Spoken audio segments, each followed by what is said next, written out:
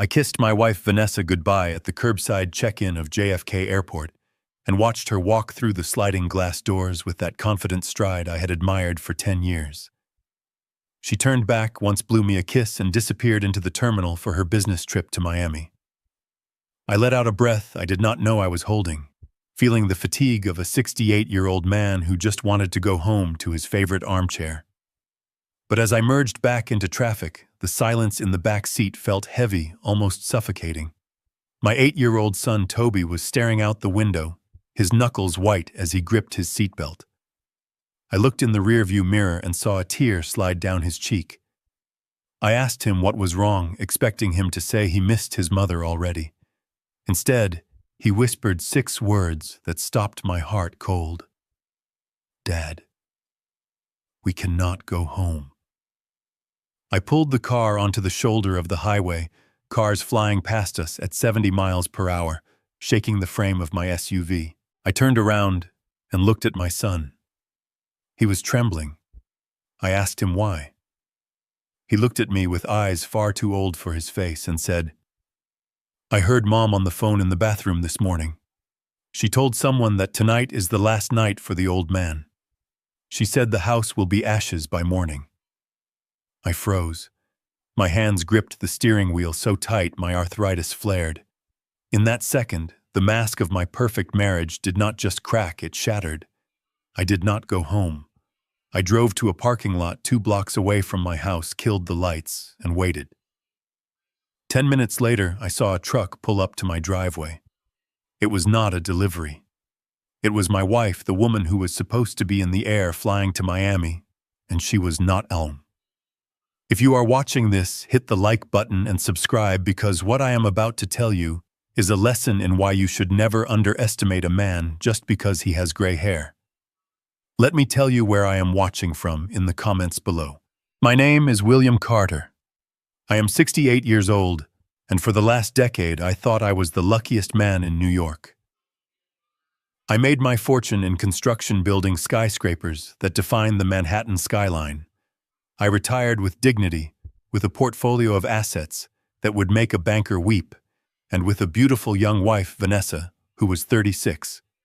People whispered, of course. They called her a gold digger. They called me a fool. But when we had Toby through IVF, I thought we had silenced them all. We were a family. I gave her everything. A $4 million historic villa in Westchester, vacations in the Alps, a lifestyle most people only see in movies. I thought I had bought loyalty with love. I was wrong. Sitting on the shoulder of the Van Wyck Expressway, watching the hazard lights blink on the dashboard, I tried to rationalize what Toby had said. Children have active imaginations. Maybe she was talking about a project. Maybe she was talking about a movie. But Toby was not a normal child. He was observant. He was quiet. He was my son, and the terror in his eyes was real. He was not crying for attention. He was crying because he was terrified for his father. I looked at him in the mirror again. I asked him if he was sure. He nodded, wiping his nose on his sleeve. He told me she said it to Gavin. Gavin. The name hit me like a physical blow. Gavin was her personal trainer. The man I paid $300 an hour to come to our home gym and help my wife stay fit. A man I had welcomed into my house, offered water to shake hands with. I merged back into traffic, but I did not take the exit for our street. My mind was racing, calculating variables just like I used to do when a building project was going sideways. If Vanessa was planning something for tonight, going home was not an option. But running away without proof was not my style either. I needed to see. I needed to know. I drove to a neighborhood 2 streets over, a place where the houses were close enough to walk, but far enough to remain unseen.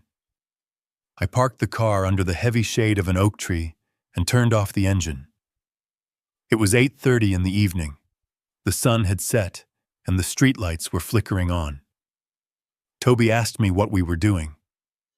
I told him we were playing a game, a spy game. I told him he had to be very quiet, quieter than he had ever been in his life. He nodded, trusting me implicitly. That trust broke my heart, because I knew that after tonight, his world would never be the same. We waited. The silence in the car was thick. I watched the digital clock on the dashboard tick away the minutes. 8:40, 8:50, 9 o'clock. Then headlights swept across the street. A white panel van, unmarked, no logos, looking like a generic contractor vehicle, turned the corner and rolled slowly down the street toward my house. It did not park in the driveway. It parked on the street right in front of the blind spot of the neighbor's security camera.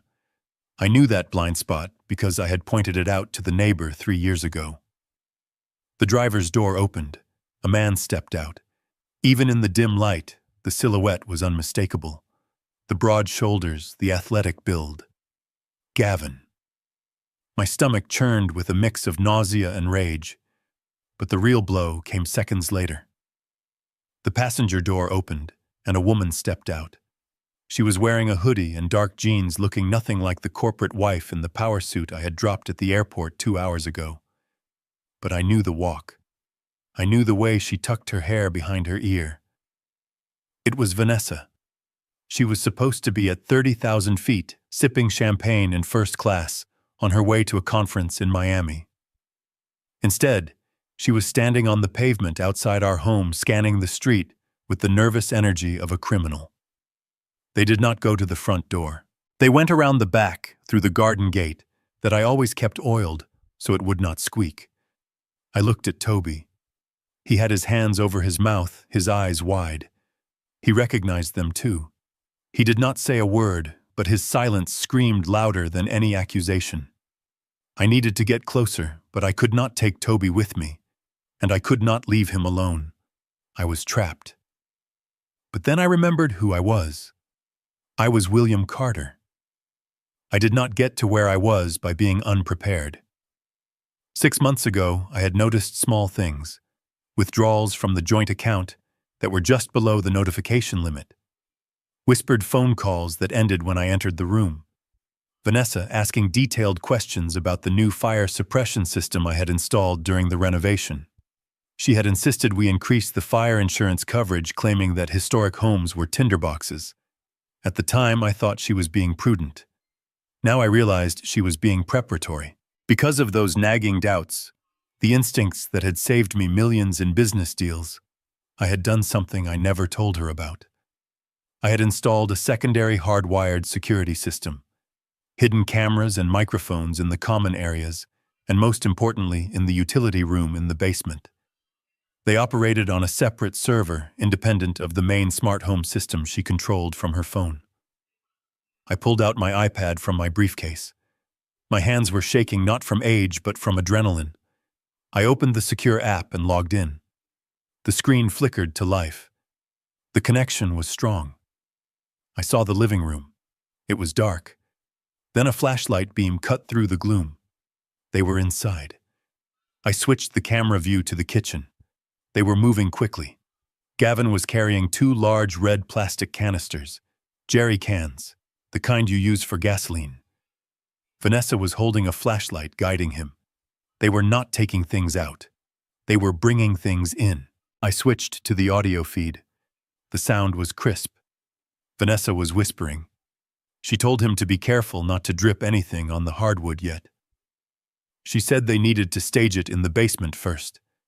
She said it had to look like a leak from the main intake. Gavin grunted.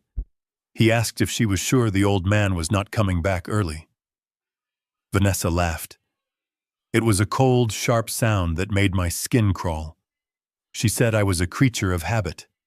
She said I would drive home, put Toby to bed, drink my single malt scotch, and be asleep by 10:30. She said I slept like the dead anyway, so this would just make it permanent. I sat there in the dark car, listening to my wife plan my murder. I looked at Toby. He was watching the screen over my shoulder. I tried to turn it off to spare him, but he grabbed my arm. He whispered that he wanted to see. He needed to know that he wasn't crazy. I switched the camera to the basement view. This was the most high-definition camera I had. It was pointed directly at the utility panel where the gas main entered the house. I saw Gavin kneel down by the pipes. He took a heavy wrench from his belt. He wasn't tightening the valve. He was loosening the coupling on the main line before the safety shut off. Vanessa was standing behind him holding the jerry cans. She was pouring a clear liquid onto the rags she had piled around the base of the water heater. The pilot light on the water heater was a small blue flame flickering behind its guard. They were building a bomb. A massive fuel-air explosive that would level the house the moment the gas concentration reached the pilot light. Or maybe they were setting a timer. I watched Gavin pull out a device. It looked like a kitchen timer taped to a mechanism. He was setting it. Vanessa asked how long they had. Gavin said 2 hours. He said that was enough time for the gas to fill the basement and seep up through the vents into the bedrooms. He said one spark from the timer or the pilot light would do the rest. 2 hours. It was 9:15. They were setting the stage for an 11:15 detonation, a time when they expected me and my son to be in our beds. My first instinct was to call the police, to send the SWAT team in. But as I watched them, a cold, hard clarity settled over me. If I called the police now, they would be arrested for attempted arson, maybe attempted murder. They would get lawyers. They would claim it was a misunderstanding. They would get bail. Vanessa would use her share of our joint assets to fight me. It would be a messy public divorce, and she might even fight for custody of Toby, claiming I was unfit or paranoid. No, that was not enough. They were trying to burn me alive. They were trying to kill my son. I did not just want them arrested. I wanted them destroyed. I wanted to dismantle their lives piece by piece until they had nothing left but the ashes they intended for me. I started the car. Toby looked at me terrified. He asked if we were going to the police. I told him no. I told him we were going to a hotel. I told him we were going to be ghosts. I drove into the city to the St. Regis. I had been a client there for 30 years. The manager knew me by name. I pulled up to the valet, handed him the keys, and walked in with Toby as if we were just there for a late dinner. I asked for a suite on a high floor, paid with my corporate black card, which Vanessa did not have access to, and asked for total discretion. Once we were in the room, I ordered room service for Toby, a burger and a milkshake. He ate it in silence, his eyes glued to the TV, but I knew he wasn't watching the cartoons. He was processing the trauma. I sat at the desk and opened the iPad again. Vanessa and Gavin were leaving the house. I saw them on the exterior cameras. They got back into the white van. They didn't drive away immediately. They sat there for a moment. I saw Vanessa lean over and kiss him. It was a passionate, celebrating kiss. The kind of kiss you give someone when you think you have just won the lottery. They drove off. I looked at the time. 9:45. The house was filling with gas. The rags were soaked. The timer was ticking. I picked up my phone. I did not dial 911. I dialed a number I hadn't used in years. Mike O'Malley. Mike was a former NYPD detective who now ran a high-end private security firm. He owed me a favor. A big one. I had paid for his daughter's experimental cancer treatment 5 years ago when his insurance denied it. He had told me then that if I ever needed a body buried or a life saved, I just had to call. He answered on the second ring. "Mr. Carter?" "Mike," I said. "I have a situation. A code red at my residence." His voice changed instantly. "Talk to me. My wife and her lover just rigged my basement to blow. They cut the gas line and set an accelerant. I have it all on video. I am safe. My son is safe. We are at the St. Regis." "Jesus, Bill, I'm calling the bomb squad." "No," I said firmly. "Do not call the police. Not yet. Bill, you're talking about a gas explosion in a residential neighborhood." "I know. That's why I need you to get over there right now. You and your best tech. I need you to enter the house. I'll give you the codes. I need you to neutralize the threat. Turn off the gas. Disarm the device. Open the windows. Vent the place, but do not report it." Bill, that's insane. Why? Because if the police come now, they get arrested tonight. And that is too easy. I want them to think they succeeded. Or better yet, I want them to panic when they realize they failed. I want to catch them in a lie so deep they can never climb out. I need 24 hours, Mike. Can you give me that? There was a long pause. You're asking me to tamper with a crime scene. I'm asking you to save my house and help me protect my son from a monster. You saw the video. I sent him the clip from the iPad. He watched it while I held the line. I heard him curse softly. Okay, Mike said. I'm 10 minutes out. I'll handle it. But Bill, whatever game you're playing, make sure you win. I intend to, I said. I hung up and watched the camera feed. 10 minutes later, I saw Mike's black SUV pull up. He and another man entered the house. I watched them go down to the basement. I watched them turn off the gas main. I watched them carefully place the timer in a forensic bag. I watched them open the windows. My house was safe. But my marriage was dead, and the war had just begun. At 10 o'clock sharp, my phone rang. It was Vanessa.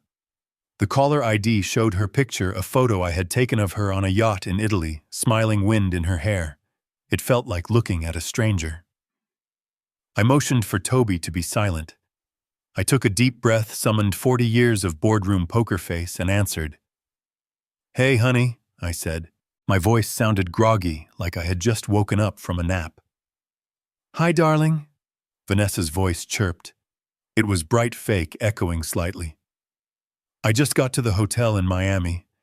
The flight was exhausting. I just wanted to call and say goodnight. She was lying through her teeth. She wasn't in Miami. She was probably 10 miles away waiting for the boom.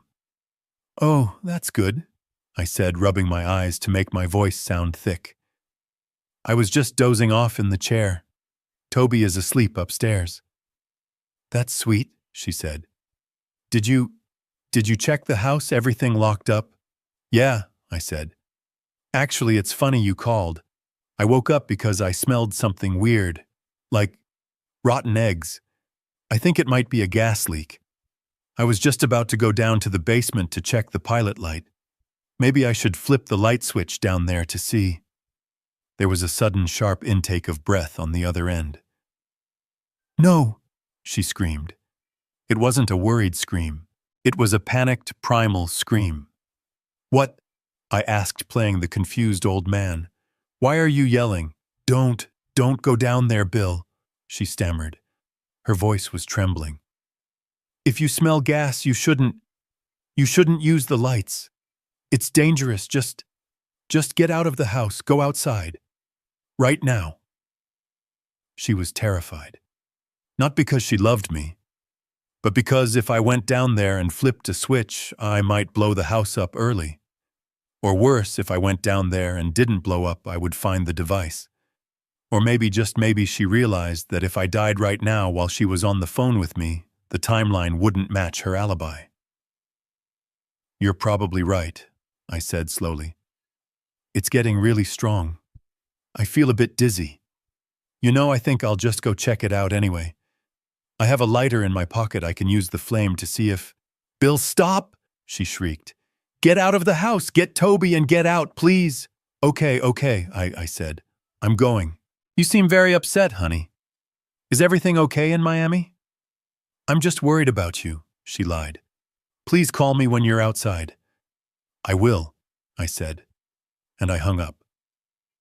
I looked at Toby. He was staring at me with awe. She thinks we're there, he whispered. She thinks we're about to die, I corrected him. I waited 5 minutes. Then I turned off my phone. I wanted her to sit in the silence. I wanted her to watch the clock. I wanted her to wait for the explosion that would never come. I wanted her to wonder if I had made it out or if I was lying on the floor suffocating. I wanted her to feel a fraction of the fear she had inflicted on my son. The next morning, the sun rose over Central Park, casting a golden light into our hotel suite. I had not slept. I had spent the night reviewing documents on my laptop. I had a meeting scheduled with Sarah Jenkins at 8 a.m. Sarah was the best trust and estate lawyer in New York. She was a shark in a Chanel suit. I walked into her office with Toby holding my hand. I didn't waste time with pleasantries. "Sarah," I said, "I need to restructure everything. Today." She looked at my face, then at Toby. "What happened, Bill?" "Vanessa tried to kill me last night," I said. Sarah dropped her pen. I explained the situation. I showed her the video. I told her about Mike's intervention. "We need to move fast," I said. "She thinks I'm either dead or in the hospital, or she thinks the plan failed and she's panicking. Either way, she's going to make a move on the money." "What do you want to do?" Sarah asked. "I want to cut her off. Completely. I want to activate the bad boy clause in the prenuptial, but I want to go further. I want to transfer the title of the Westchester house. Today." "To whom?" "To a shell company," I said.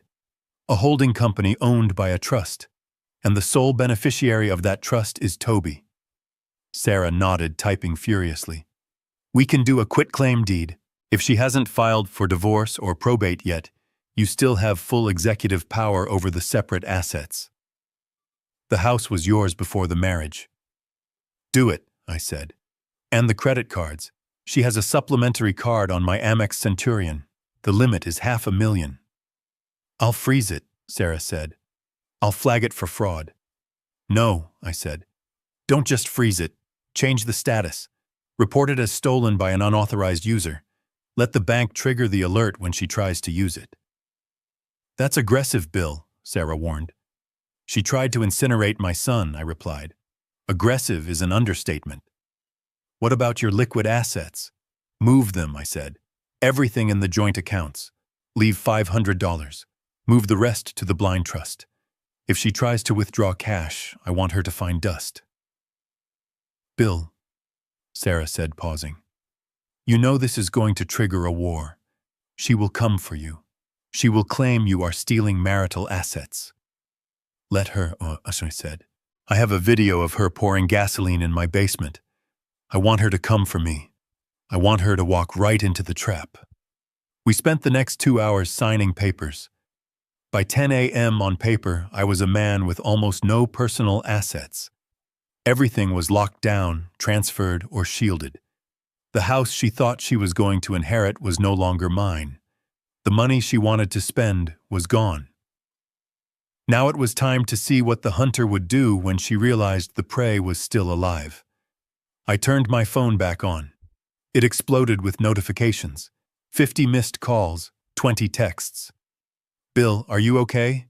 Bill, why aren't you answering? I'm flying back right now. Call me." And then the tone changed. "Where is my son? If you don't answer, I'm calling the police." She was pivoting. She realized the house hadn't blown up. She realized I wasn't answering. She was switching from the grieving widow to the worried mother. She was going to use Toby as a weapon. I looked at the tracking app on my phone. I still had access to her location because she was on the family plan. She wasn't in Miami. She was in a coffee shop 3 miles from our house. She was waiting. I checked the credit card alerts. Attempted transaction Starbucks. $12.50. Status declined. Code stolen card. She knew. The game was on. I looked at Toby. "Ready for part 2? He nodded bravely. "What do we do now, Dad?" "Now," I said, "we let her make the next move. We let her think she has the upper hand." I knew exactly what she would do next. A narcissist who loses control does not retreat. They attack. She would try to paint me as the villain. She would use my age. She would use my silence. She would tell the world I was a senile kidnapping monster. And I was going to let her. Because the higher she built her tower of lies, the harder she would fall when I pulled the foundation out from under her. My phone rang again. It wasn't Vanessa this time. It was the local police precinct. "Mr. Carter," a stern voice asked. "This is Sergeant Miller. We have a report from your wife that you have abducted your son and are suffering from a mental health crisis. We need to know your location immediately." I smiled. It had begun. "Officer," I said calmly, "I am not abducted. I am at the St. Regis Hotel, and I think you should come here. There is something you need to see." I hung up. I looked at the iPad one last time. The house was empty, silent, and safe, but the storm was coming to room 1408, and I was ready. The digital clock on the mahogany nightstand of the St. Regis Hotel suite flipped to 9:58. The room was submerged in a heavy velvet silence, broken only by the rhythmic breathing of my son Toby, who was curled up in the king-sized bed under a down comforter. He was pretending to sleep, his small back rigid, waiting for the explosion he thought was coming. I sat in the wingback chair by the window, a glass of untouched water in my hand, staring at my phone as if it were a bomb detonator. I knew she would call. Vanessa was a creature of meticulous habits, especially when she was constructing a lie. She needed to establish her alibi. She needed the digital footprint of a call from Miami routed through a cell tower that would place her hundreds of miles away from the crime scene. At least that is what she thought she was doing. I checked the tracking app on my secure server one last time. She was not in Miami. She was sitting in a 24-hour diner less than 3 miles from our house in Westchester. She was close enough to hear the siren, but far enough to play the grieving widow who rushed home from the airport. At 10 o'clock exactly, the phone screen lit up. The photo of her smiling face, taken on our anniversary in Capri, seemed to mock me. It was a face that had whispered promises of eternity while her mind was calculating the actuarial tables of my life expectancy. My hand hovered over the device. This was the performance of my life. I had negotiated billion-dollar contracts with steel tycoons and navigated union strikes that threatened to bankrupt me, but nothing had prepared me for the task of talking to my wife while she waited for me to burn. I cleared my throat, forcing a gravelly, sleep-filled texture into my voice. I answered on the 3rd ring. "Hello," I mumbled, letting the word drag, as if pulling it from the depths of a dream. "Hey, honey." Vanessa's voice chirped through the speaker. It was too bright, too loud, laden with a performative exhaustion that only a guilty conscience could manufacture. "I just got to the hotel room. The humidity in Miami is awful, even at night. I miss you already." I closed my eyes, visualizing her sitting in that diner, checking her watch. The disconnect between her chirpy tone and the gruesome reality of what she had done in my basement an hour ago made my stomach turn. She was not just a liar. She was a sociopath. I rubbed the receiver against my cheek to simulate the friction of a pillow. "That is good," I said, keeping my voice low and thick. "I am glad you are safe. I was just dozing off in the chair. Toby is out cold." "Aw, give him a kiss for me," she said. The sweetness in her voice was nauseating. "Did you remember to lock the back gate? You know how I worry." She was checking the perimeter, ensuring the trap was sealed. "Yeah," I said. "Everything is locked up tight. Actually, it is funny you called." I paused. I let the silence hang for 3 seconds. 4. I needed her to lean in. I needed her heart rate to spike. "What is funny?" she asked, a razor-thin edge of tension entering her voice. "I woke up because I smelled something weird," I said slowly, innocently. "Like rotten eggs. It is really strong down here in the living room. I think it might be a gas leak."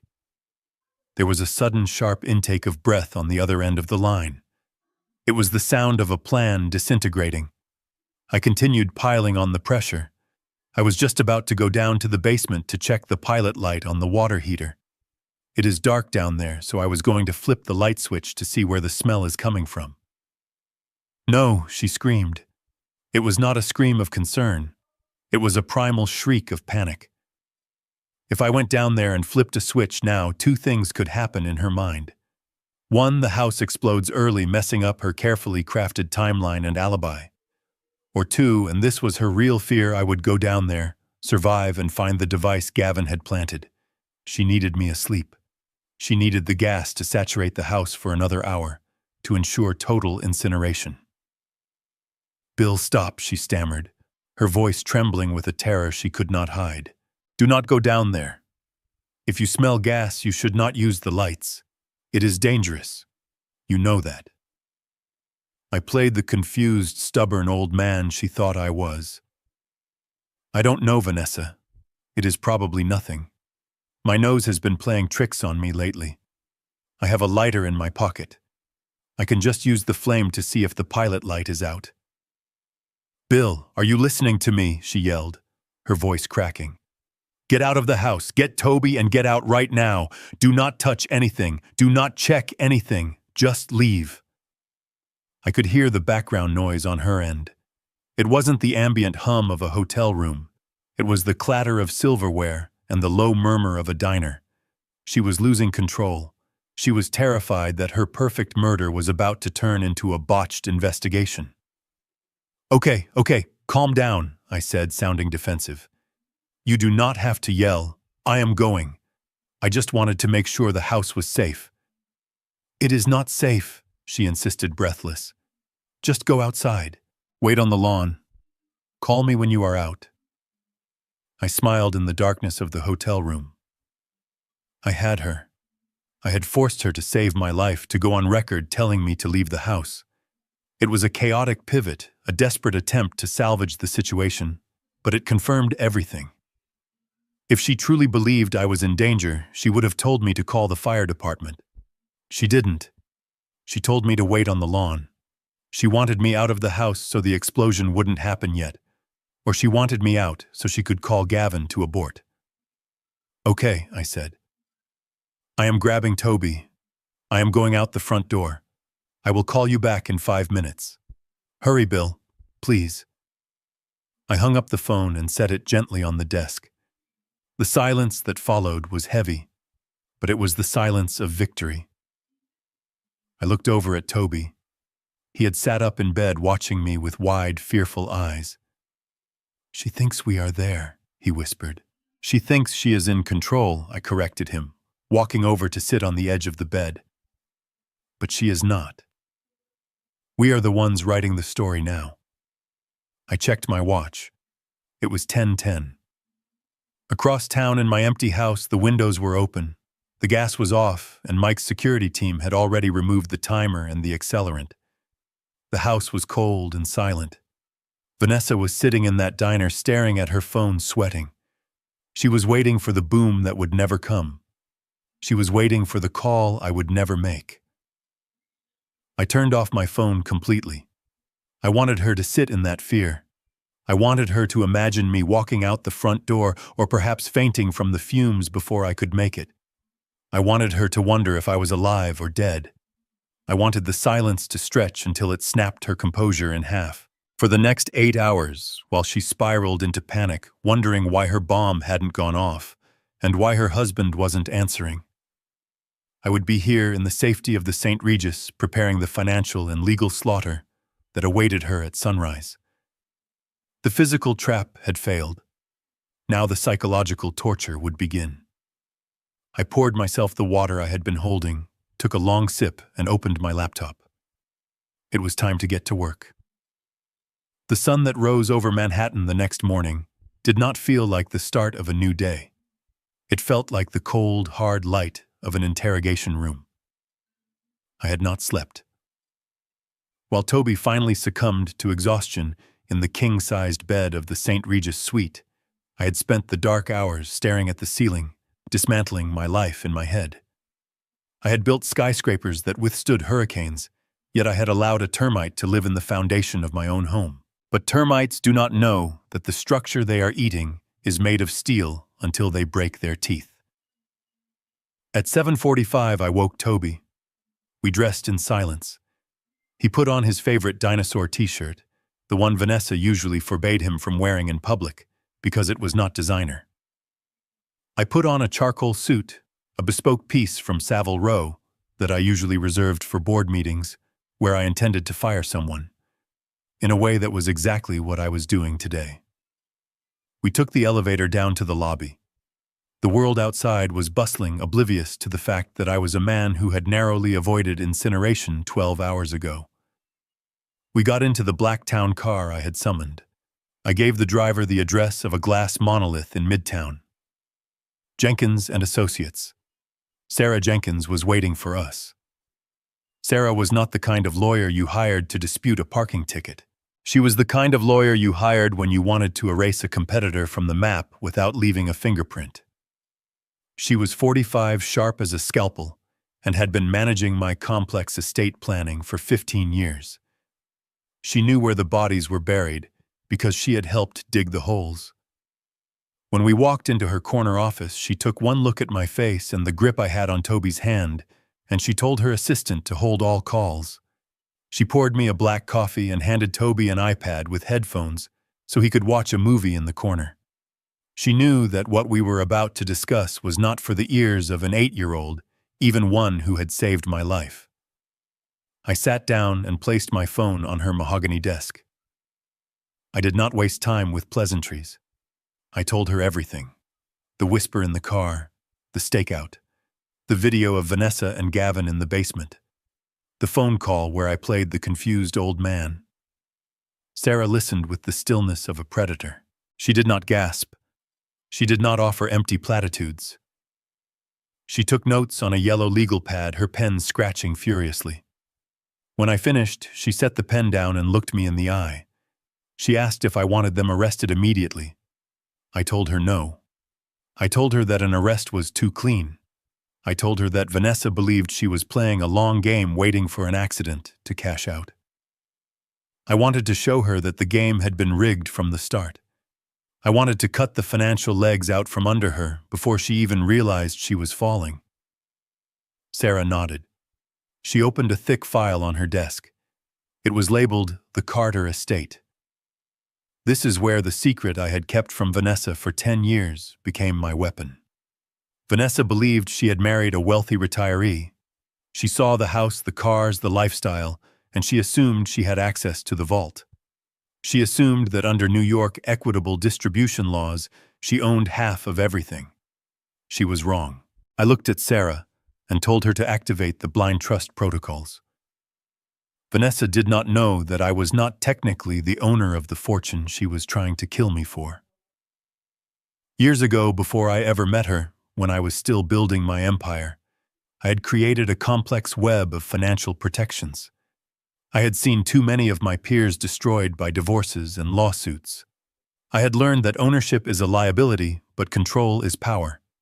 I explained to Sarah that I wanted to transfer the title of the Westchester house immediately. She looked at me over her glasses.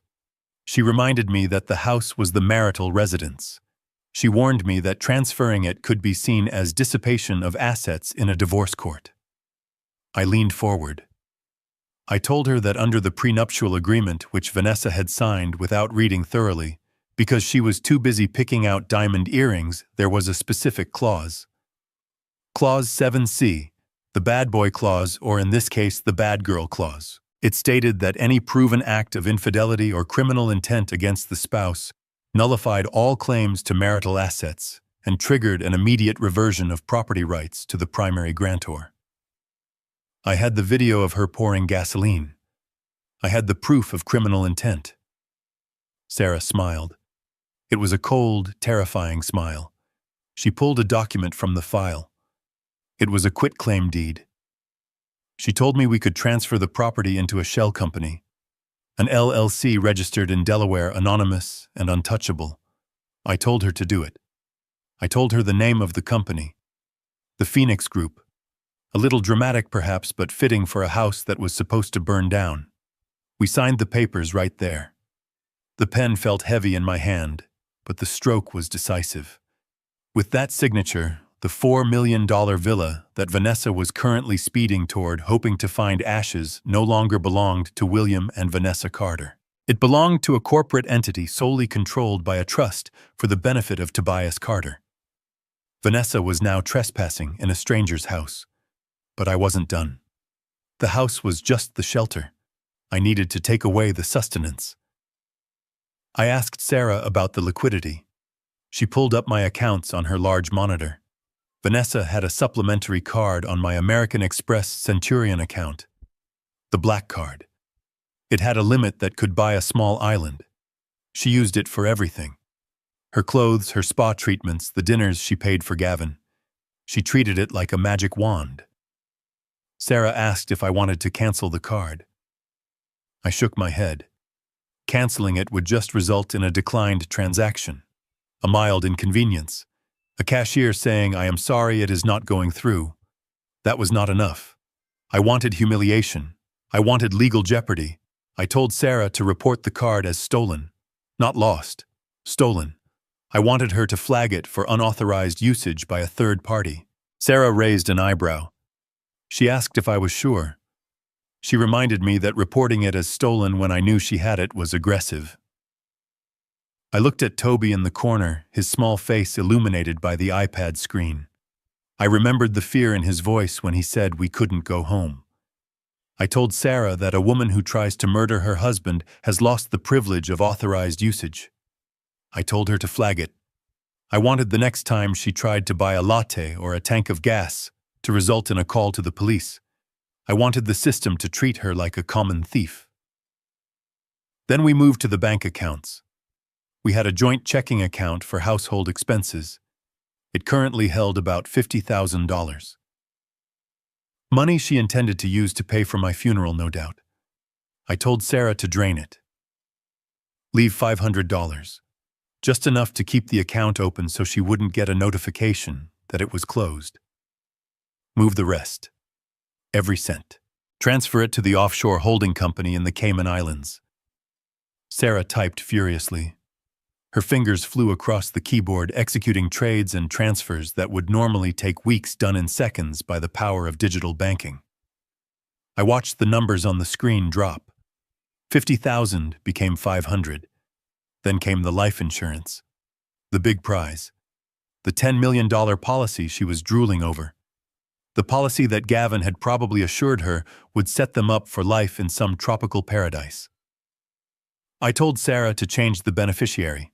It was currently set to Vanessa Carter 50% and Toby Carter 50%, with Vanessa as the trustee for Toby until he was 21. It was a standard setup for a loving family. It was a death warrant in my current reality. I told Sarah to revoke Vanessa's status completely.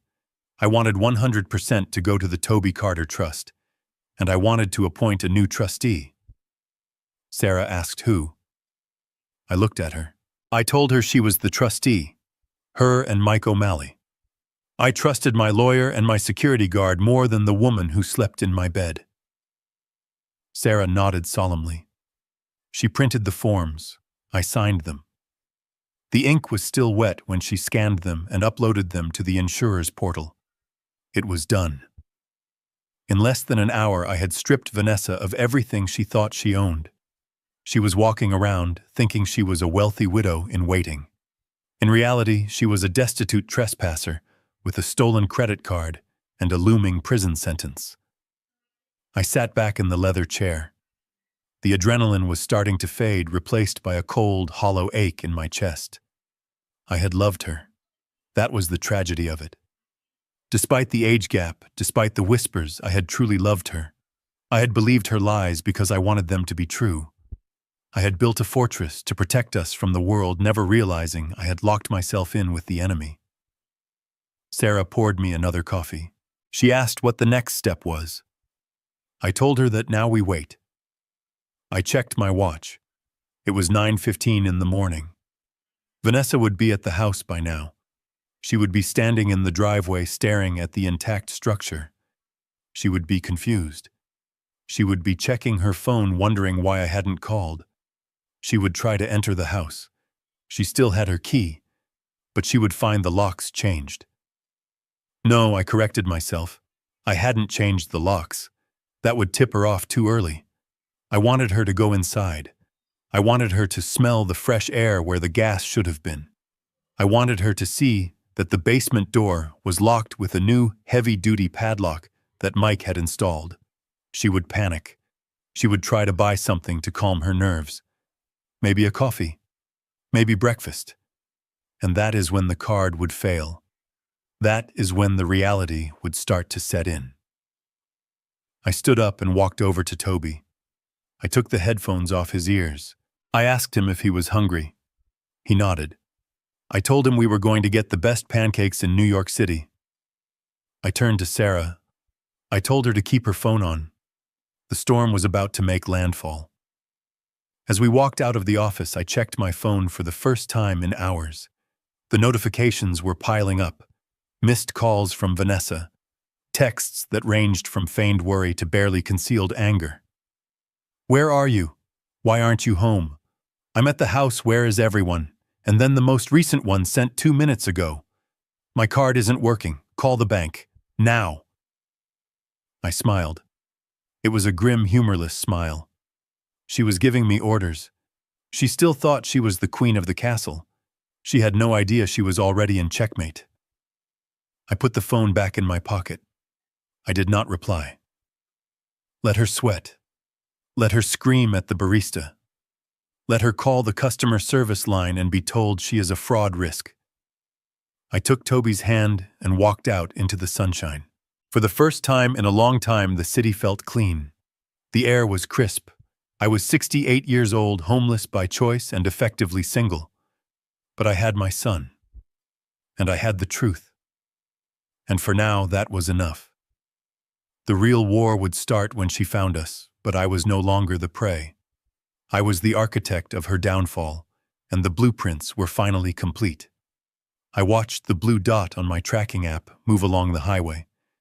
It was a digital ghost representing my wife speeding back toward a crime scene that no longer existed. She was moving fast, 15 miles over the limit. In her mind, she was racing toward a tragedy she had orchestrated, preparing her performance of the grieving widow. She was probably rehearsing the scream she would unleash when she saw the smoldering ruins of the home I had built. She was expecting fire trucks, police tape, and the smell of charred timber. But I knew what she would find. At 9:30 in the morning, the white van turned onto our quiet, tree-lined street in Westchester. I wasn't there, but I could see it as clearly as if I were standing on the lawn. The street was silent. There were no sirens wailing in the distance. No neighbors gathered on the sidewalks in their bathrobes whispering in horror. There was just the house standing stoic and untouched under the morning sun, the brick facade looking as solid as it had for 100 years. I imagined the air leaving her lungs. I imagined Gavin slamming on the brakes, the van skidding slightly on the asphalt. They must have sat there for a moment, the engine idling, staring at the structure that refused to fall. It was the first crack in their reality. They didn't park in the driveway. They left the van on the street, likely afraid that the house was a delayed fuse waiting to blow. I checked the perimeter cameras on my iPad. Vanessa jumped out first.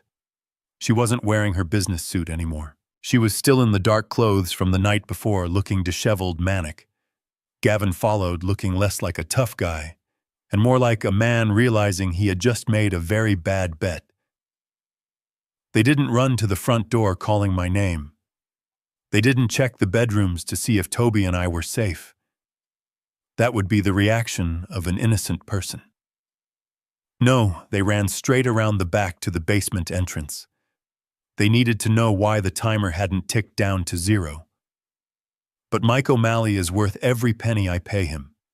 He hadn't just disarmed the trap, he had sanitized the scene.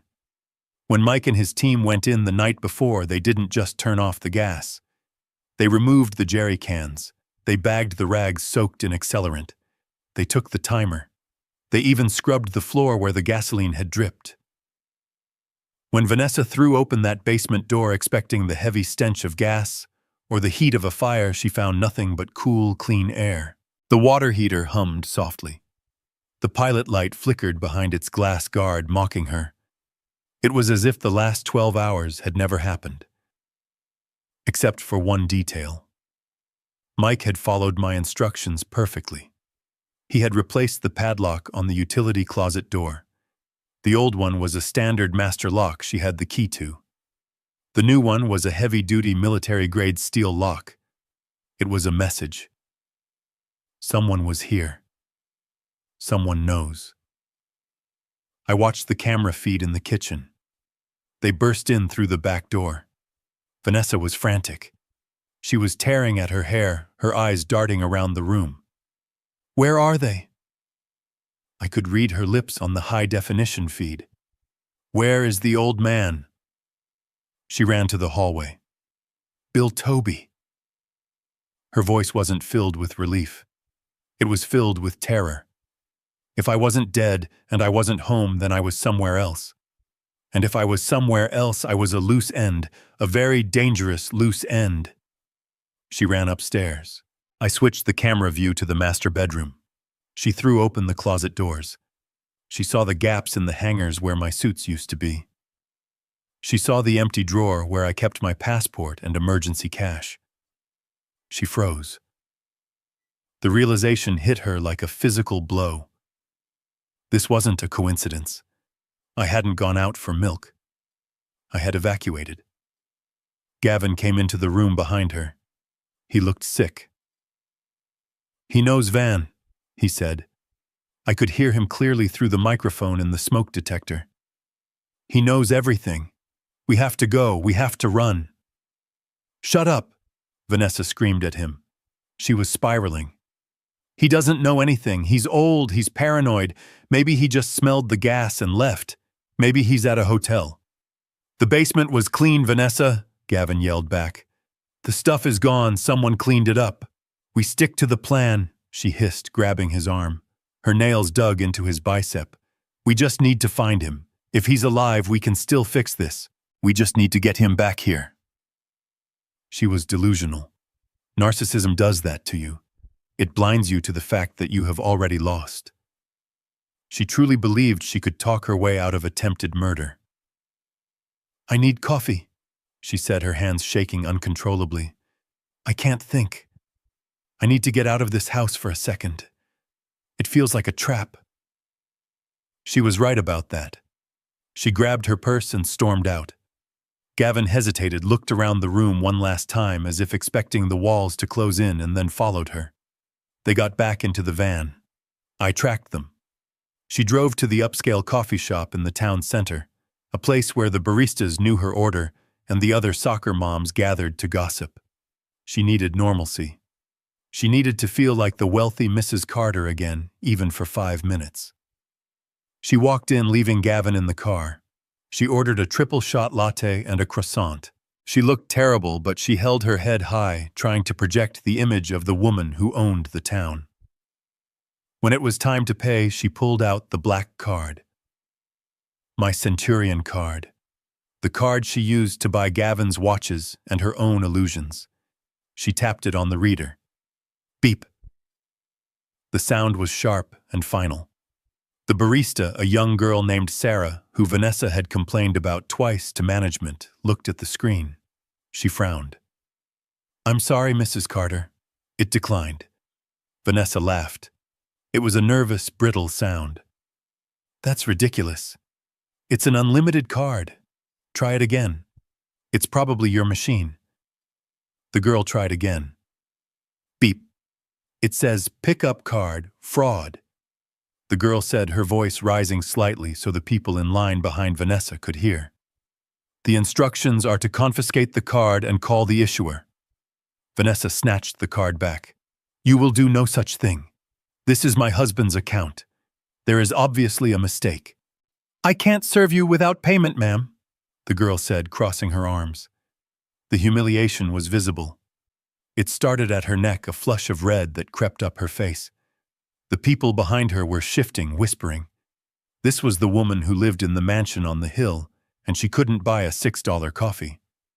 Vanessa fumbled in her purse for another card. She pulled out the joint Visa. Beep, declined.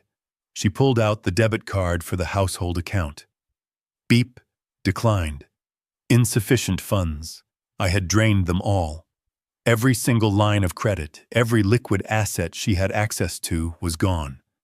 She was standing there with a wallet full of plastic that was worth less than the napkins on the counter. She looked at the card reader as if it had betrayed her. But it wasn't the machine. It was me. For the first time, the reality of her situation pierced through her arrogance. She wasn't just a wife whose murder plot had failed. She was a target. Someone had turned off the tap, and there was only one person who could do that. Me. She threw a $20 bill from her emergency cash on the counter, grabbed the coffee, and ran out. She didn't wait for the change. Back in the van, she slammed the door shut. She didn't drink the coffee. She stared at her phone. She opened her banking app. I imagine she saw the zeros. Zero balance. Account frozen. Contact primary account holder. She screamed. It was a sound of pure, unadulterated rage. She beat her hands against the steering wheel until her knuckles were white. "He cut me off!" she shrieked at Gavin. "The bastard cut me off! He knows!" Gavin looked terrified. "We need to leave van, I'm telling you. If he cut the money, the cops are next." "No," she yelled. "If we run, we look guilty. We stay. We fight." She picked up her phone. She dialed my number again. It went straight to voicemail. She threw the phone onto the dashboard. She was breathing hard, her chest heaving. She looked at the house in the distance, then back at her phone. A new plan was forming in her eyes. I could see the shift. The panic was receding, replaced by a cold, reptilian survival instinct. If I was cutting her off, she had to strike back. She had to control the narrative before I did. She picked up the phone again. She didn't call me. She didn't call the bank. She dialed 911. "This is Mrs. Carter," she said, her voice breaking into a perfect practiced sob. "Please help me. My husband. I think he's having a breakdown. He's taken our son. He's not answering his phone. He's confused. He has dementia. Please, you have to find him before he hurts himself or my baby." I watched the call log update on my iPad. She had played her hand. She was banking on the fact that the world would believe a crying young mother over a rich old man. She was gambling that she could use the police to find me, drag me into the system, and get me declared incompetent before I could show them the video. It was a bold move. It was a dangerous move. And it was exactly what I had been waiting for. I closed the laptop. I looked at Toby, who was finishing his pancakes. "Get your shoes on, son," I said. "The police are coming to visit." "Are we in trouble?" he asked. "No," I said.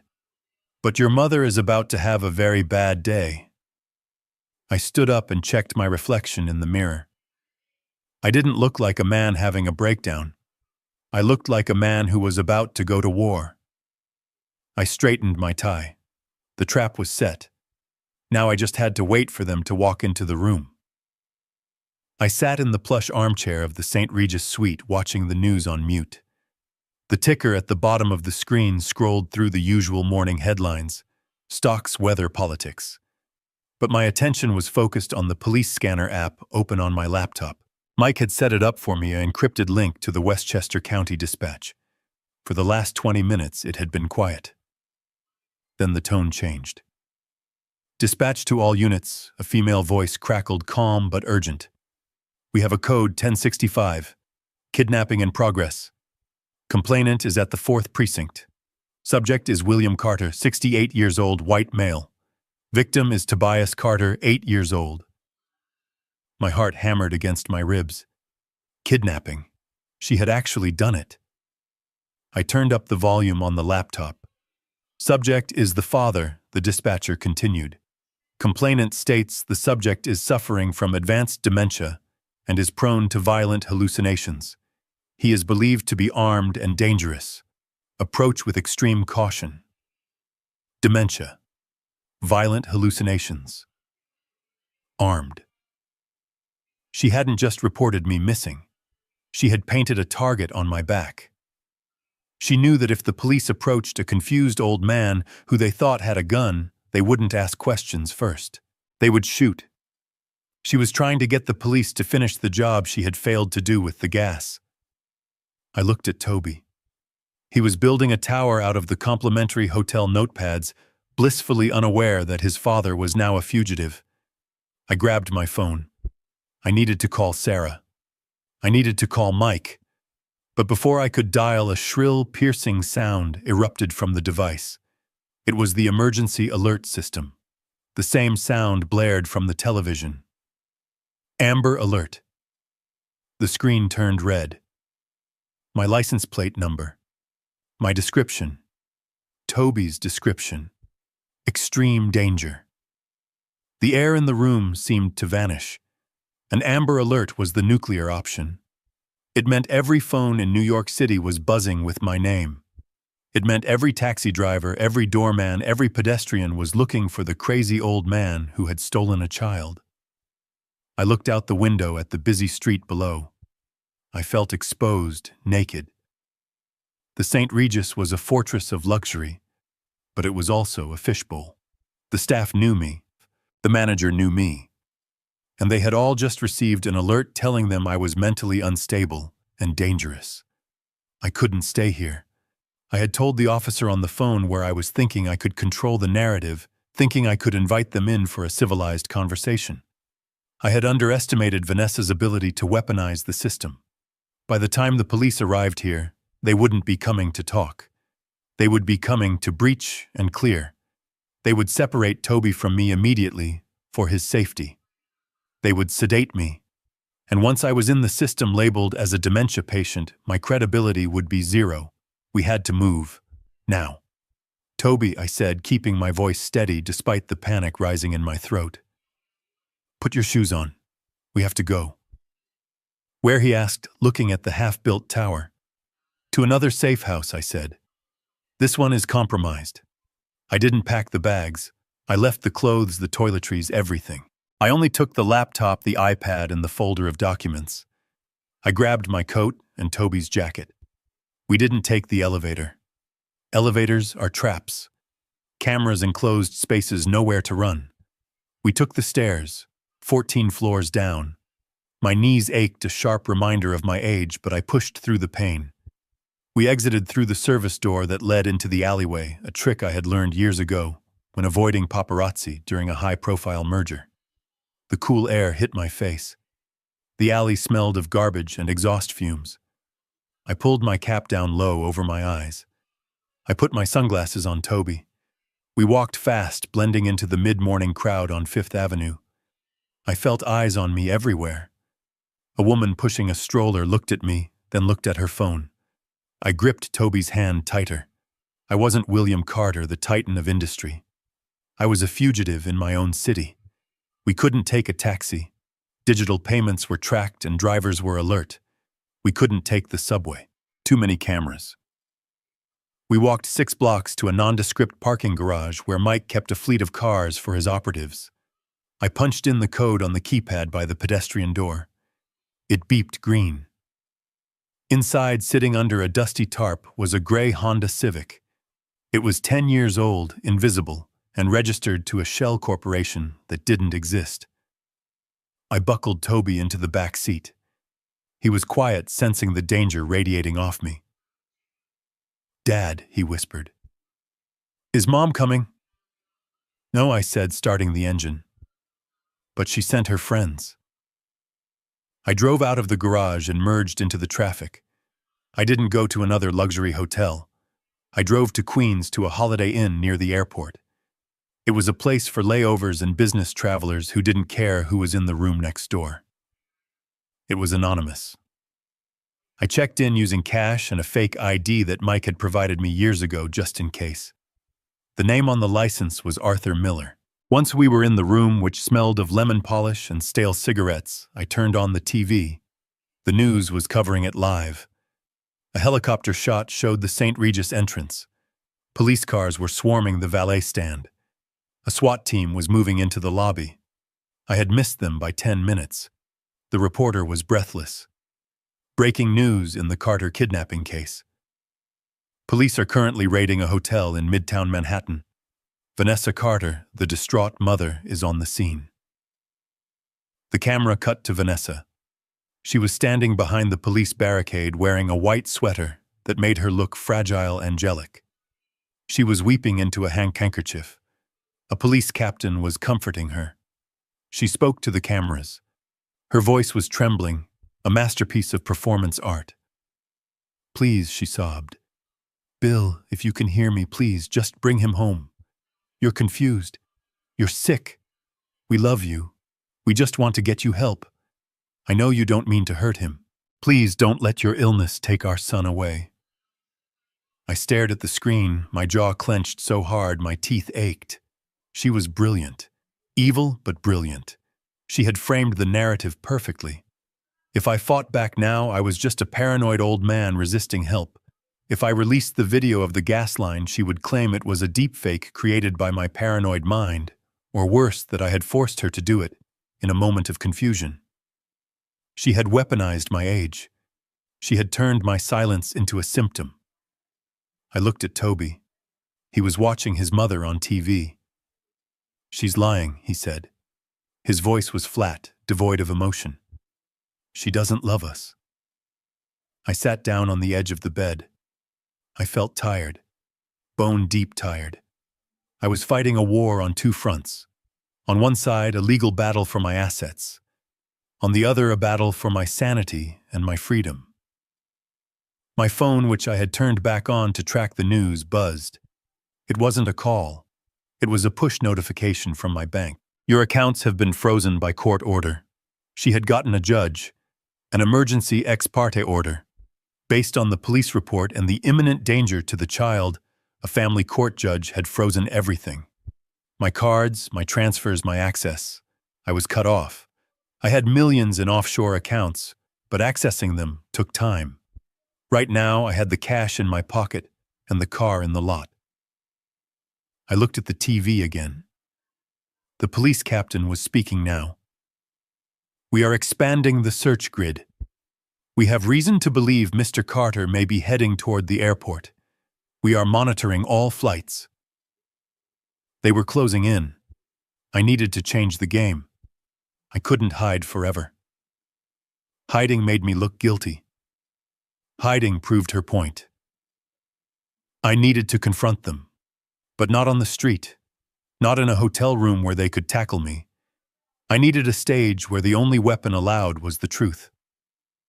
I looked at the folder of documents Sarah had given me, the trust deeds, the transfer of ownership, the evidence of Vanessa's fraud. It wasn't enough, not against a dementia diagnosis. I needed something that proved I was sane. I needed a doctor, a real one. I grabbed my phone and dialed Mike. I'm in the wind, Shui, I said. They froze the accounts. I saw, Mike said. You're all over the news, Bill. They have a shoot-to-kill order if you show a weapon.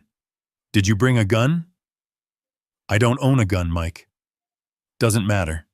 Vanessa told them you have a collection of antique pistols. They think you're packing. She's thorough, I muttered. Bill, you need to come in, Mike said. I can't protect you if the NYPD sees you as a threat. If I come in, I lose Toby. She gets temporary custody. She takes him back to that house. If you stay out, you die, Mike said bluntly. Let me bring you in. I'll walk you into the precinct myself. Hands up, lawyers present. We control the surrender. I looked at Toby. He was curled up in a ball on the bed, thumb in his mouth, a habit he hadn't done since he was 4. Mike was right. Running was a young man's game. I had to pivot. Okay, I said. But not the precinct, the court. I surrender to a judge, not a cop. It's Saturday, Bill. Courts are closed. Find one that's open, I snapped. Arraignment court, emergency family hearing. I don't care. Get Sarah on it. I am not letting that woman take my son. I'll try, Mike said. But Bill, stay put. Don't move. They're tracking plates. I hung up. I looked around the dingy hotel room. This was it. The bottom. A billionaire hiding in a Holiday Inn, waiting for the men with guns to come and take his son away. But then I remembered something. The iPad. The cameras at the house. I opened the app. The house was quiet. But then movement. The front door opened. Vanessa walked in. She wasn't alone. She was with 2 uniformed officers. She was giving them a tour, showing them the scene of the crime, where I had supposedly threatened her. She walked them into the kitchen. She pointed at the basement door. She was crying again. But then she did something. She thought the cops weren't looking. She smiled. It was a quick, fleeting smirk directed at the empty room, a look of pure, unadulterated triumph. And she looked right at the smoke detector. She knew the camera was there. She had found it. Or maybe Gavin had. She winked. She winked at the camera. At me. She knew I was watching. She was mocking me. That wink was the fuel I needed. It burned away the fatigue. It burned away the fear. She thought she had won. She thought the game was over. She didn't know that the wink was the final nail in her coffin. Because that camera wasn't just a live feed. It was recording to the cloud. And a grieving, terrified mother doesn't wink at the camera while police search for her kidnapped son. I saved the clip. I stood up. "Toby," I said, "pack up. We're not waiting for Mike." "Where are we going?" "We're going to the one place she won't look," I said. "We're going to the lion's den." I wasn't going to surrender. I was going to attack. And I was going to use that wink to tear her world apart. I had my hand on the brass handle of the hotel room door, ready to turn it, when the world outside exploded into a cacophony of sirens. The sound was not distant. It was immediate, vibrating through the thin walls of the Holiday Inn like a physical assault. I looked through the peephole. The hallway was empty, but the red and blue lights were flashing against the window curtains, painting the room in a strobe of panic. They had found us. The digital footprint of the tracking plates, or perhaps the ping of my phone when I checked the bank notification, had given us away. I looked at Toby, who was standing by the bed with his small backpack slung over one shoulder. He looked at me with absolute trust, expecting me to have a magic trick up my sleeve. But I was out of tricks. I was a 68-year-old man in a cheap motel room surrounded by the entire NYPD. I moved Toby away from the door. I told him to stand in the corner behind the heavy armchair. I told him to be brave. I told him that no matter what happened, he had to remember the truth. He nodded, his eyes wide and terrified. I smoothed my jacket. I buttoned my suit. If I was going down, I was going down looking like William Carter, not like the fugitive they painted me to be. The knock at the door was not a request. It was a battering ram. "Open the door, police." The wood splintered.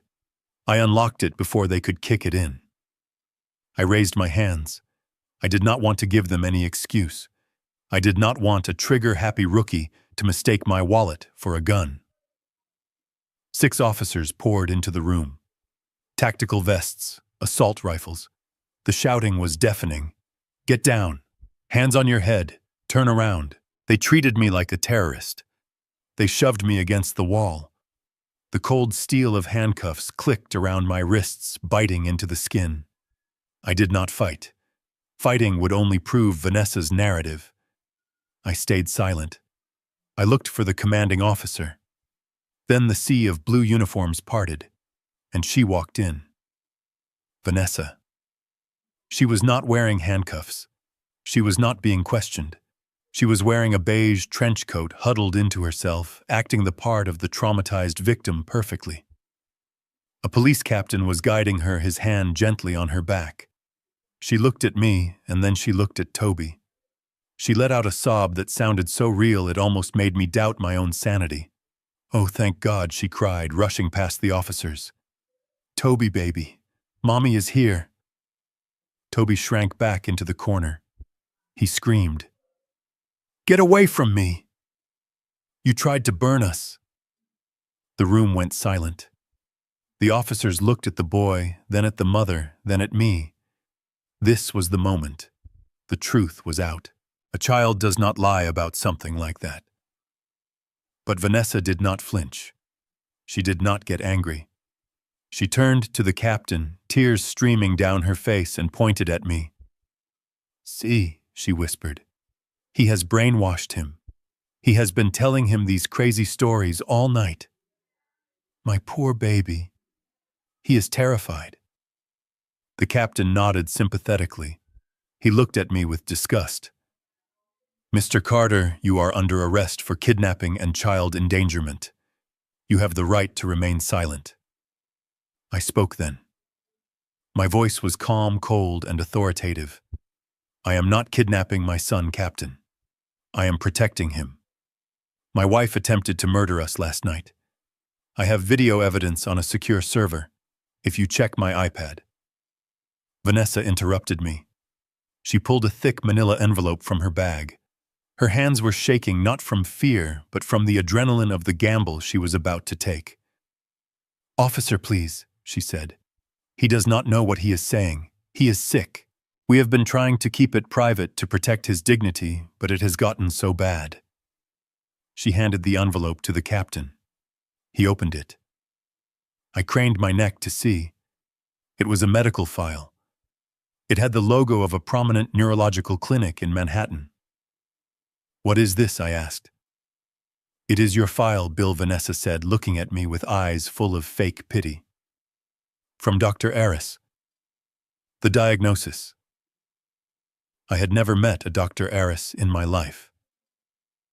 The captain read the summary out loud. Patient William Carter. Diagnosis: early onset Alzheimer's disease with paranoid delusions and aggressive tendencies. Stage 2. Recommendation: immediate custodial care. It was a forgery, a masterpiece of lies bought and paid for with the $50,000 she had stolen from me. It was the nuclear option. It explained everything. My flight, my accusations, my paranoia about the gas. To the police, I was not a victim. I was a confused, sick old man acting out a violent fantasy.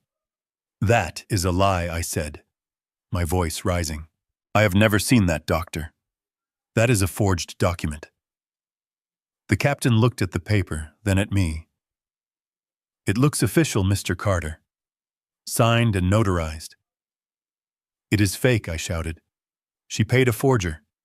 His name is Paul Hayes. Check the dates."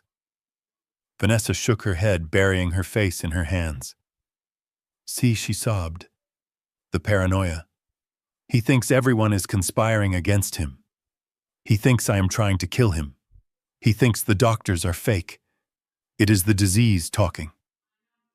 The officers looked at each other. They made their choice. They chose the weeping mother with the official documents over the shouting old man in handcuffs. "Secure him," the captain ordered. "Get the boy to his mother." "No," I roared, struggling against the cuffs. "Do not give him to her. She will hurt him." "Toby, run." Toby tried to run. He tried to dodge the officer reaching for him, but he was 8 years old. The officer grabbed him gently, but firmly. "It is okay, son," the officer said. "Daddy is just sick. Mommy is going to take you home." "No, she is not," Toby screamed, kicking and flailing. "She is a monster. Daddy, help me." Vanessa grabbed him. She hugged him tight, pinning his arms to his sides so he could not hit her. "Shh, baby, shh," she cooed. "It is okay. Daddy is having an episode. We are going home." She looked at me over Toby's shoulder, and then she did it again. Just for a second. The mask slipped. Her eyes went cold, dead, and triumphant. She mouthed 2 words. "Game over." They dragged me out of the room. They did not take me to a police car. They took me to an ambulance. That was the final insult. I was not a criminal to them. I was a patient, an invalid. They strapped me to a gurney. They buckled the restraints across my chest and legs. I watched through the open back doors of the ambulance as Vanessa walked Toby to her car. He was crying, looking back at me, reaching out his hand. I strained against the leather straps until my wrists bled.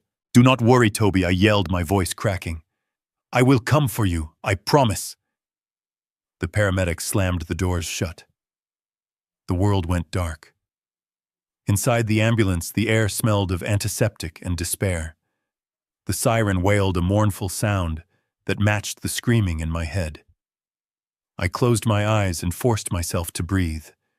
Panic was her weapon. Logic was mine. She had won the battle. She had the boy. She had the narrative. She had me in chains. But she had made a mistake. She had handed that medical file to a police captain. It was now evidence. It was in the system. And if I could prove it was fake, I could prove everything. She thought she was sending me to a hole where I would rot. She thought the psych ward would break me. She thought that by the time I got out, she would have sold the house, liquidated the assets, and vanished. She did not know about Sarah Jenkins. She did not know about the blind trust. She did not know that the house she was taking Toby back to did not belong to her anymore. And most importantly, she did not know that I had bought Gavin's debt. I stopped fighting the straps. I lay still. Let them take me. Let them process me. Let them lock me up for 72 hours. It gave me time. Vanessa Carter had played the dementia card. She had bet everything on the idea that no one would believe a crazy man. But crazy men do not have the best lawyers in New York. Crazy men do not have forensic accountants. And crazy men do not have the patience of a sniper. I would sit in that cell. I would take their tests. I would eat their food. And while she was popping champagne celebrating her victory, I would be preparing the final blow. The ambulance turned a corner, and I felt the shift in momentum. I was not going to a prison. I was going to a command center. I just needed one phone call. Just one. And then the real game would begin. I whispered my son's name into the darkness of the ambulance. Hold on, Toby. Dad is just getting started. The steel doors of the Bellevue psychiatric ward slammed shut with a finality that echoed in the hollow of my chest. The sound was heavy industrial, the sound of a tomb sealing. I was stripped of my bespoke charcoal suit, my tie, my belt, and my shoelaces. They took my watch, a Patek Philippe, that had marked the time of every major deal I had closed in 40 years. They took my phone, my connection to the outside world, my lifeline to my son. In exchange, I was given paper slippers and a blue hospital gown that smelled of industrial bleach and the sweat of 1,000 desperate souls before me. I was no longer William Carter, the titan of New York real estate. I was patient 409, a 72-hour hold, a man stamped with the label of dementia and violence. I sat on the edge of the narrow cot in the observation room. The walls were painted a color I call institutional beige, a shade designed to suck the hope out of the air.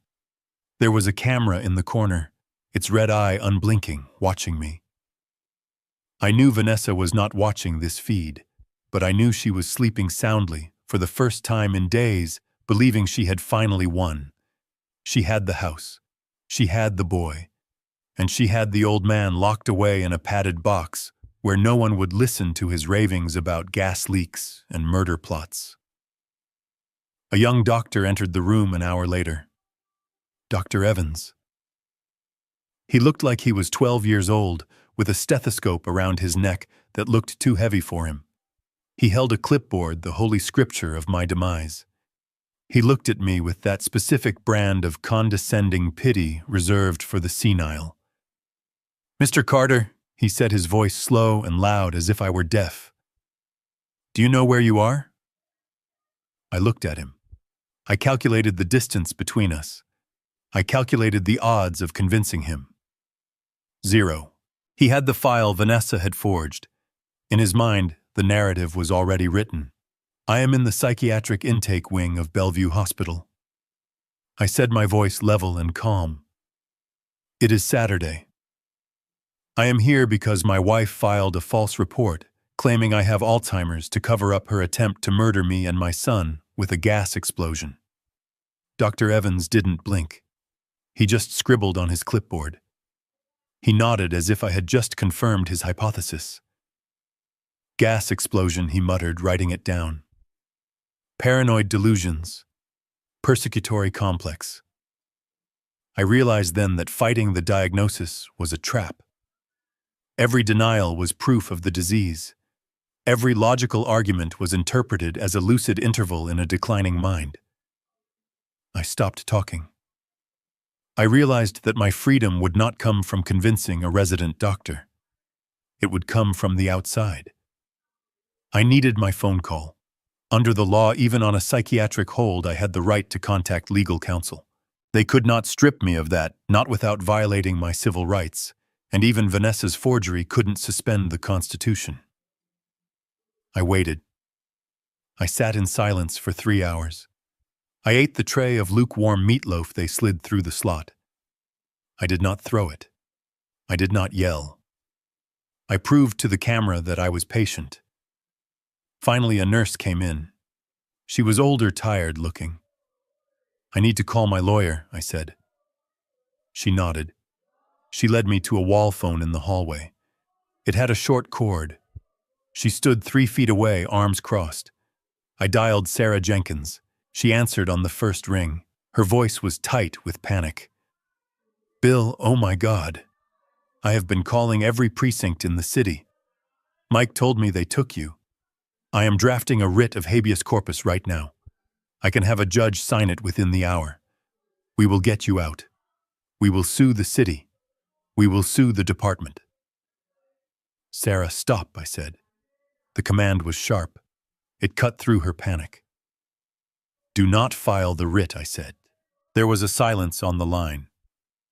"What, Bill, you are in a psych ward. You are 72. You cannot stay there." "I need to stay here," I said. "Bill, listen to me. Vanessa has filed for emergency temporary guardianship. If you are in there, she wins. She gets control of the person. She gets control of the assets that aren't in the trust. She gets Toby. She already has Toby," I said, my voice cracking slightly at the thought of my son. "And she thinks she has won. That is exactly where I need her. If you pull me out now, she goes on the defensive. She lawyers up. She hides the money she has stashed. She destroys evidence. I need her to feel safe. I need her to think the game is over so she gets careless." "But Bill..." "Listen to me, Sarah. I have a job for you, and it is not getting me out. I need you to go to Brooklyn." "Brooklyn, why? I need you to find Gavin." "Gavin, the trainer. The lover, Bill, he is a co-conspirator. He is not going to talk to me. He will talk to you," I said, "because you are going to make him an offer he cannot refuse." I lowered my voice, turning my back to the nurse. "Sarah, do you remember the construction project on the waterfront last year? The one where we had trouble with the local unions?" "Yes." "Do you remember I told you I had to make a deal to get the cement trucks through?" "Yes." "Well, during that deal I met some interesting people. People who lend money to people who cannot get loans from banks. People who do not use credit scores but use baseball bats as collateral." "Bill, where is this going?" "About a week ago, when I first started suspecting Vanessa, I ran a full background check on Gavin. Not just a credit check. A deep dive. I found out he has a gambling problem. A big one. He likes to bet on ponies and underground poker." I paused, letting the information sink in. He was in the hole for $200,000 to a Russian syndicate operating out of Brighton Beach. They were getting ready to break his legs. That is why he agreed to help Vanessa kill me. She promised him a cut of the insurance money to pay off the debt. He is not a killer, Sarah. He is a desperate man with a death sentence hanging over his head." "Okay," Sarah said slowly. "So he is desperate. That makes him dangerous." "No," I said. "That makes him mine. 3 days ago, I bought his debt." Silence again.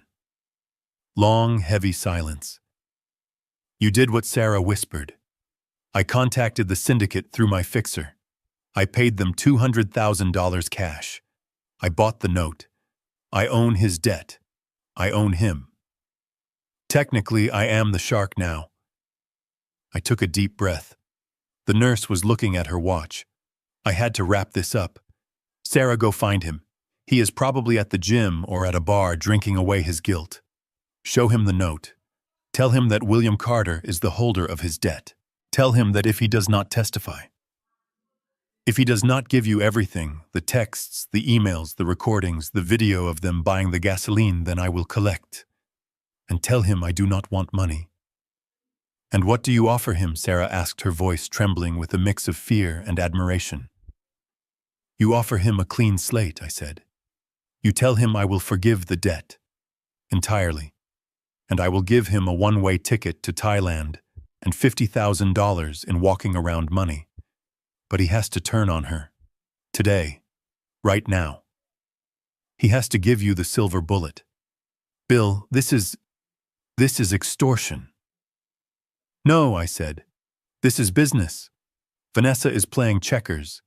I am playing chess. Go get him, Sarah. And do not come back for me until you have his confession on video." I hung up the phone. The nurse looked at me. "Time is up, Mr. Carter." I nodded. I walked back to my room. I lay down on the cot.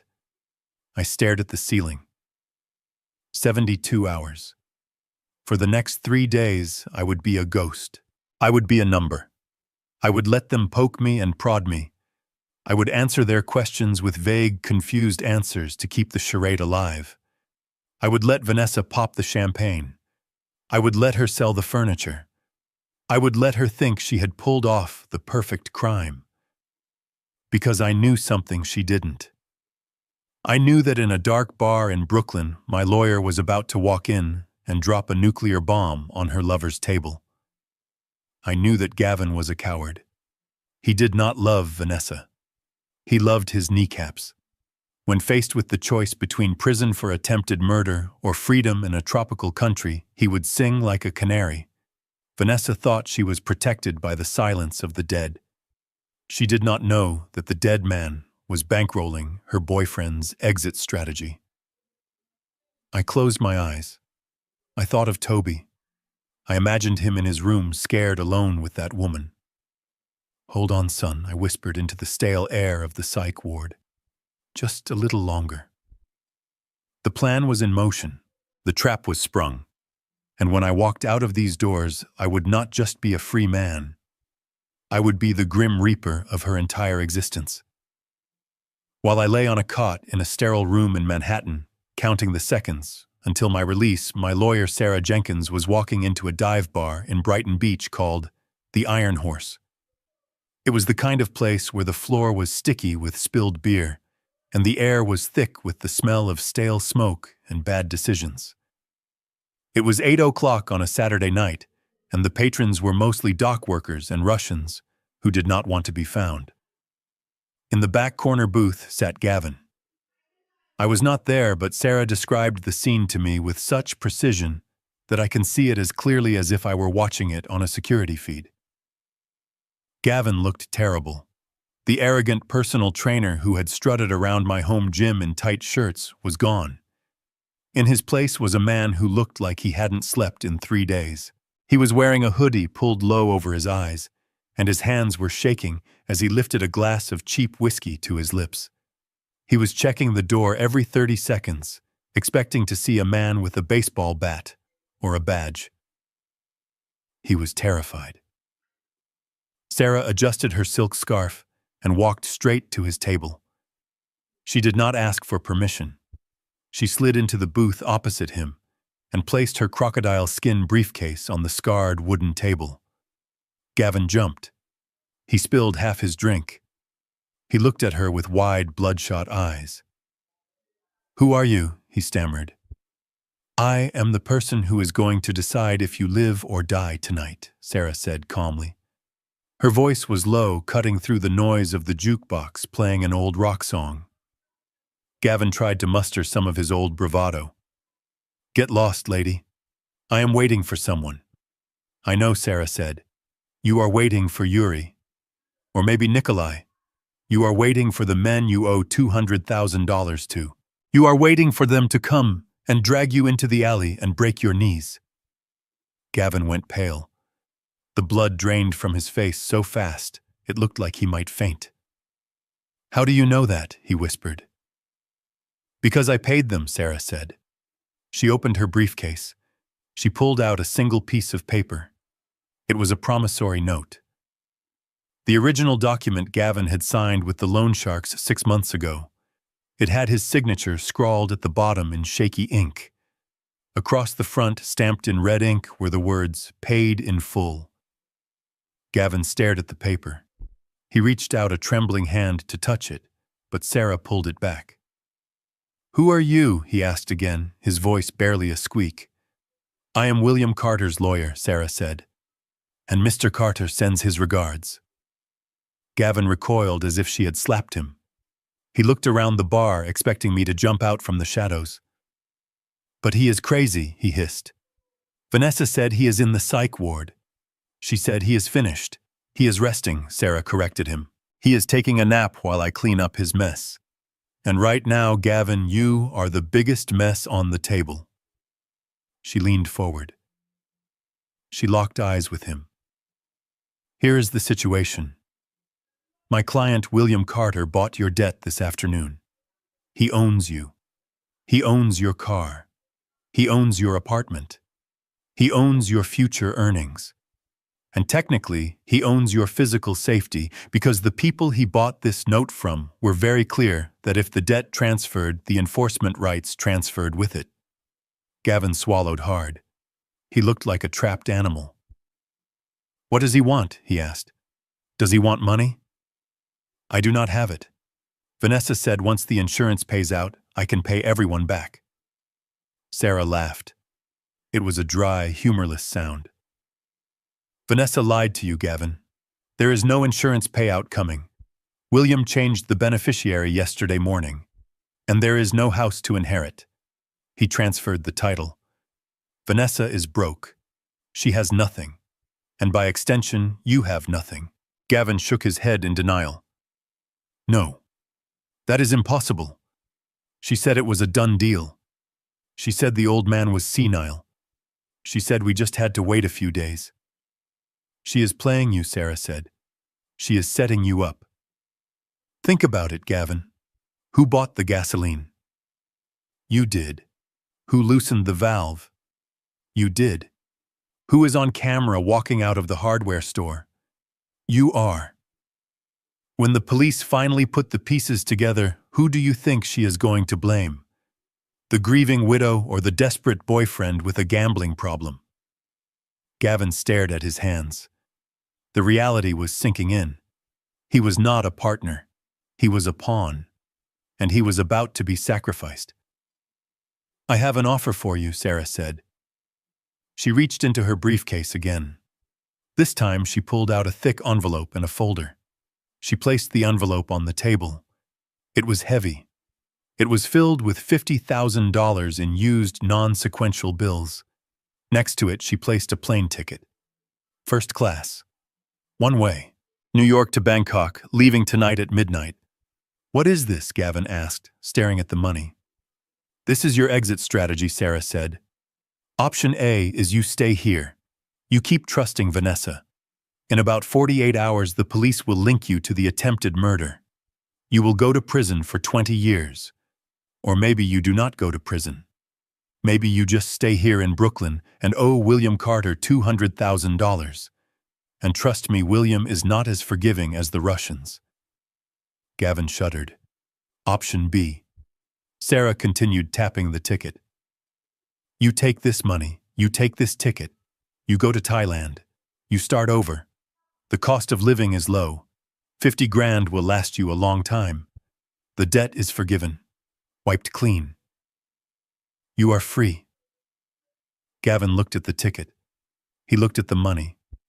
He looked at Sarah. "What do I have to do? You have to give me everything," Sarah said. She held out her hand. "Your phone, your passcode, and a video confession right now. I want you to tell me everything. The plan, the dates, what Vanessa said, what she promised you. I want you to tell me about I want you to tell me about the forgery." Gavin hesitated. He looked at his phone sitting on the table. It was his lifeline to Vanessa. It was filled with their texts, their love notes, their plans. Betraying her meant admitting that everything they had done was for nothing. But then he looked at the promissory note. Paid in full. He realized in that moment that Vanessa had never offered him safety. She had only offered him risk. I was offering him a life. He picked up his phone. He unlocked it. He handed it to Sarah. "Passcode is 4499, he whispered. Sarah took the phone. She didn't smile. She just nodded. She pulled out her own phone and set it up on the table facing him. "Start talking," she said. "State your name and start from the beginning." Gavin took a shot of whiskey. He wiped his mouth. He looked into the camera lens. "My name is Gavin Miller," he began. "6 months ago, Vanessa Carter asked me if I knew how to make a house fire look like an accident." For the next 20 minutes, he sang. He poured out everything. He described the initial conversations in the gym, where Vanessa complained that I was taking too long to die. He described how she seduced him, not with love, but with promises of my wealth. He described the day she came up with the gas plan. He admitted to buying the timer. He admitted to everything. Sarah let him talk. She didn't interrupt. She just let the truth spill out onto the digital file. When he was done, he slumped back in the booth. He looked lighter, as if a physical weight had been removed from his shoulders. "Is that it?" he asked. "That is it," Sarah said. She stopped the recording. She put his phone in her bag. She pushed the envelope of money and the ticket across the table. "Go," she said. "Do not go home to pack. Do not call anyone, especially not her. Go straight to JFK. Get on that plane. If you are still in this country tomorrow morning, the deal is off and the debt is back on." Gavin grabbed the money. He stuffed it into his jacket. He grabbed the ticket. He stood up. He looked at Sarah one last time. "Tell Bill. Tell him I am sorry," he said. Sarah didn't look up from her bag.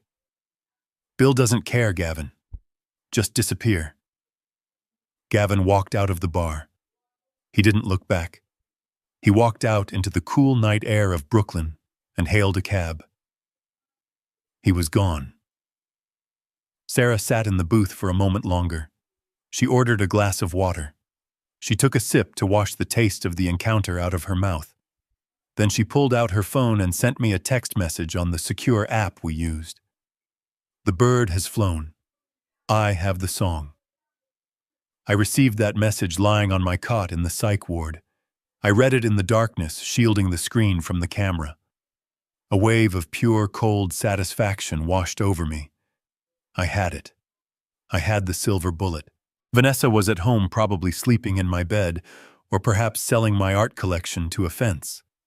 She thought she was untouchable.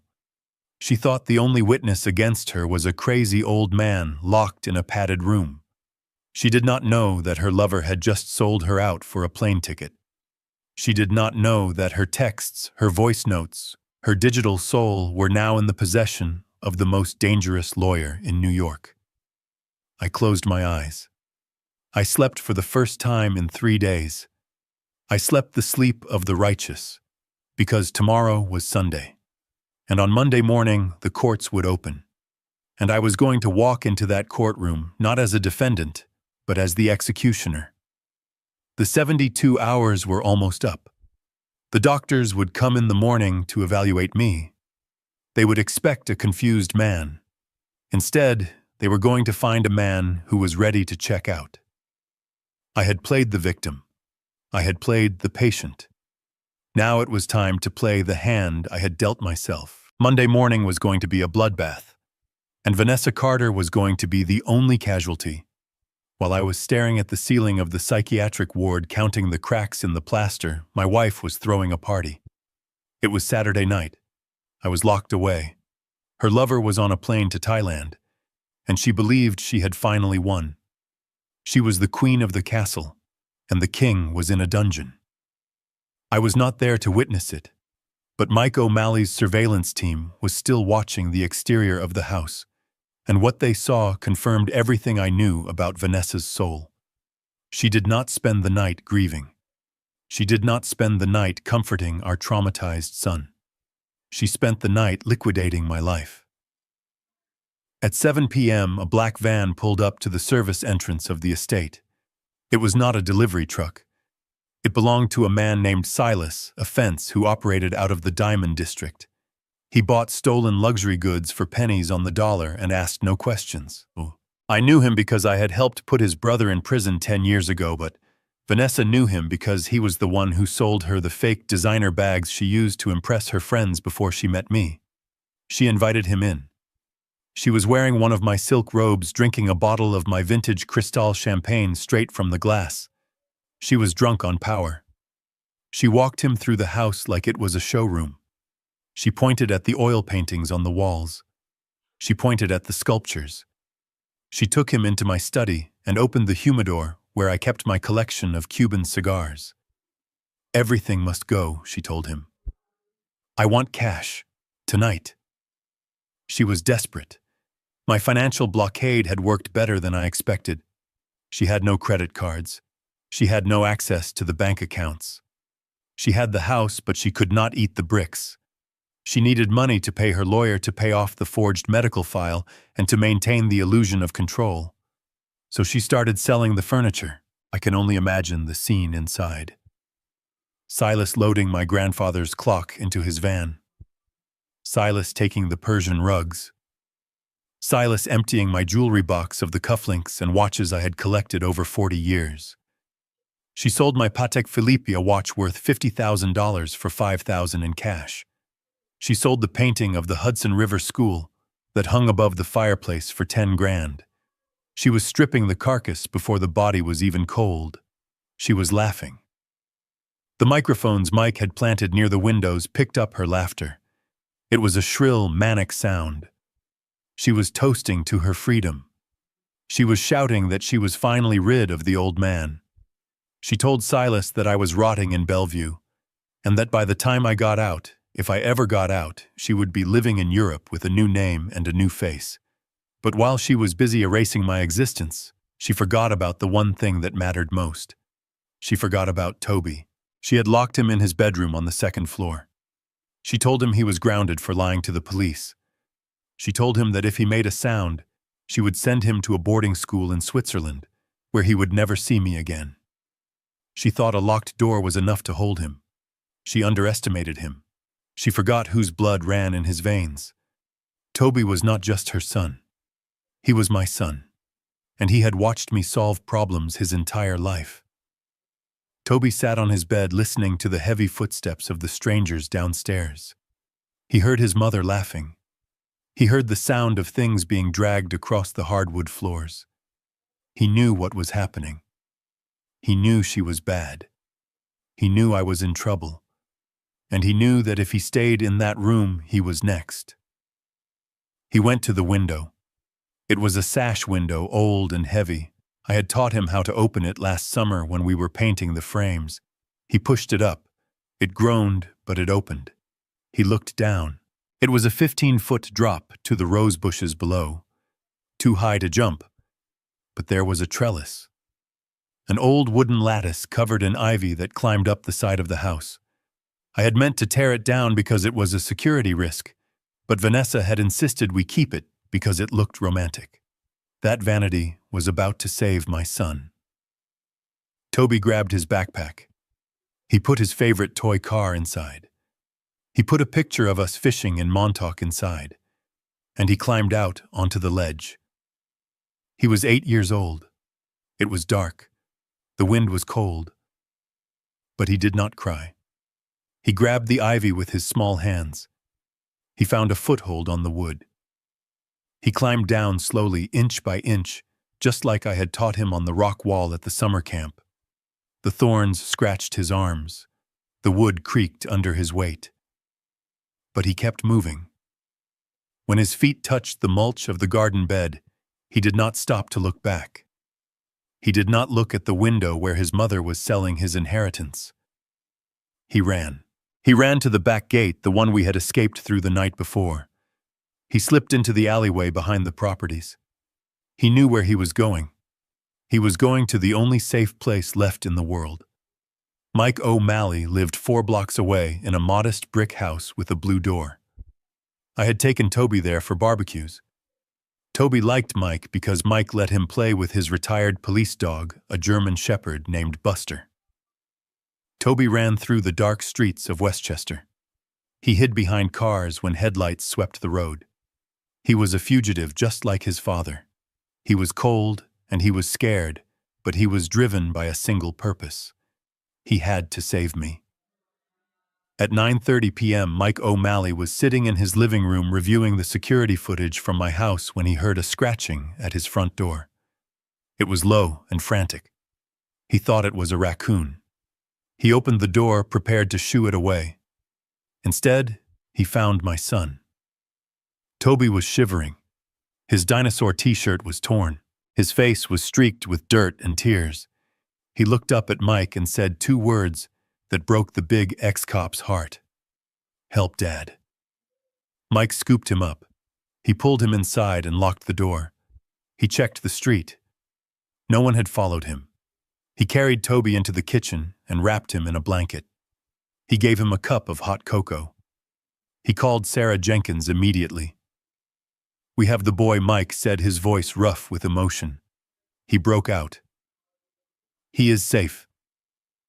Sarah was at her office preparing the final affidavits for the morning. When she heard the news, she let out a breath she had been holding for 2 days. "Keep him there," Sarah ordered. "Do not call the police. Do not call child services. Vanessa has reported him as safe in her custody. If we call them now, they will return him to her until the court hearing. We cannot risk that. Keep him hidden. Bring him to court tomorrow morning. He is our witness." Mike looked at Toby. The boy was drinking the cocoa, his hands shaking. "You did good, kid," Mike said. "You did real good. Your dad is going to be so proud of you." Toby looked up. "Is my dad okay?" "He is going to be fine," Mike promised. "We are going to get him back tomorrow. But tonight, you are staying here with Buster. No one is going to hurt you." Back at the mansion, Vanessa was finishing her sale. Silas handed her a thick envelope of cash.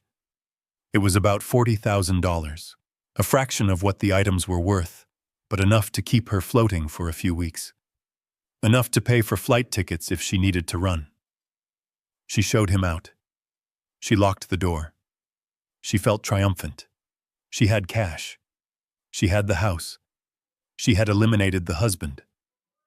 She walked up the stairs, a glass of champagne in her hand. She went to Toby's door. She wanted to check on her prisoner. She wanted to make sure he was still broken and compliant. She unlocked the door. "Toby," she said, her voice slurring slightly from the alcohol. "Mommy has a surprise for you." She pushed the door open. The room was empty. The curtains were blowing in the night breeze. The window was wide open. She dropped the glass. It shattered on the floor, spraying champagne everywhere.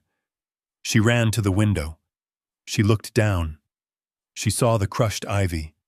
She saw the footprints in the mulch. She screamed. It was not a scream of fear for her child. It was a scream of rage. He was gone. Her leverage was gone. Her prop for the grieving mother act was gone. She ran downstairs. She ran out into the street. She looked up and down the road. It was empty. She pulled out her phone. She was about to dial 911 again to report him missing for real this time, but her thumb hovered over the call button. If she called the police now, she would have to admit that she lost him. She would have to admit that he escaped. They would ask why the window was open. They would ask why she didn't hear him. They would see the empty spaces on the walls where the paintings used to be. They would see the cash on the table. She couldn't call the police. Not yet. She was trapped in her own lie. She had told the world she was a protective mother, saving her son from a madman. If the world found out the son ran away from her to get away from her safety, her story would crumble. She lowered the phone. She started to pace. She needed to find him herself. He couldn't have gone far. He was 8. She got into her car. She started driving around the neighborhood, slowly scanning the sidewalks. She looked for hours. She drove past the park. She drove past the school. She drove past his friends' houses, but she never drove past Mike O'Malley's house. She didn't know Mike lived there. She didn't know Mike existed. To her, I was a lonely old man with no friends. She never bothered to learn the names of the people who actually cared about me. By 3 a.m., she returned to the empty house. She was exhausted. She was terrified. But she convinced herself of one thing: he would come back. He was a child. He would get cold and hungry and come back. Or the police would find him and bring him back, and she would spin a story about how he sleepwalked. She sat in the middle of the living room, surrounded by the ghosts of the furniture she had sold, clutching the envelope of cash. She waited for the sun to rise. She didn't know that the sun was rising on her judgment day. While she sat there plotting her next lie, Mike was ironing a small suit for Toby. Sarah was printing the final exhibits, and I was sitting on my cot in Bellevue shaving with a disposable razor, preparing my face for the cameras. The 72 hours were up at 8 a.m. The hearing was at 9. Vanessa would be there. She had to be. She was the petitioner. She would walk in expecting to be handed the keys to the kingdom. She would expect to see me in a straitjacket, drooling and confused. Instead, she was going to see me standing tall. She was going to see her lover on a video screen confessing to everything. And she was going to see her son sitting next to the man she tried to kill, holding the hand of the man who was going to put her in prison. The party was over. The bill was due, and I was coming to collect. The mahogany doors of the family court hearing room were heavy and imposing, but they felt like paper compared to the weight of the lies being spun inside. It was 9 a.m. on a Monday morning. The 72-hour psychiatric hold was technically over, but Vanessa had filed an emergency ex parte motion to extend it and to grant her temporary guardianship over my person and my estate. She wasn't just trying to keep me locked up. She was trying to become my warden. I wasn't in the room when it started. My lawyer, Sarah Jenkins, had arranged for my release at 8:01 a.m., presenting the judge with 3 independent affidavits from psychiatrists who had interviewed me over the weekend. They all concluded that I was not only sane, but possessed an intellect sharper than most men half my age. But Vanessa didn't know that yet. I stood outside the double doors, adjusting the cuffs of the fresh suit Mike had brought me. I listened to the proceedings through the crack. Your Honor, Vanessa's lawyer was saying, his voice dripping with professional concern. We are dealing with a tragedy. Mr. Carter is a danger to himself and others. His dementia has progressed rapidly. He has kidnapped the child. He has made wild accusations about murder plots. Mrs. Carter is terrified. She just wants to bring her husband home and get him the care he needs. I heard a sob. It was Vanessa. It was a perfect sob. Not too loud, not too dramatic, just a soft, heartbroken sound that suggested a woman at the end of her rope. I pushed the doors open. The sound of my leather shoes on the parquet floor was like a gunshot in a library. Every head turned. Vanessa was sitting at the plaintiff's table wearing a black dress that was modest and severe. She wore no makeup. Her hair was pulled back.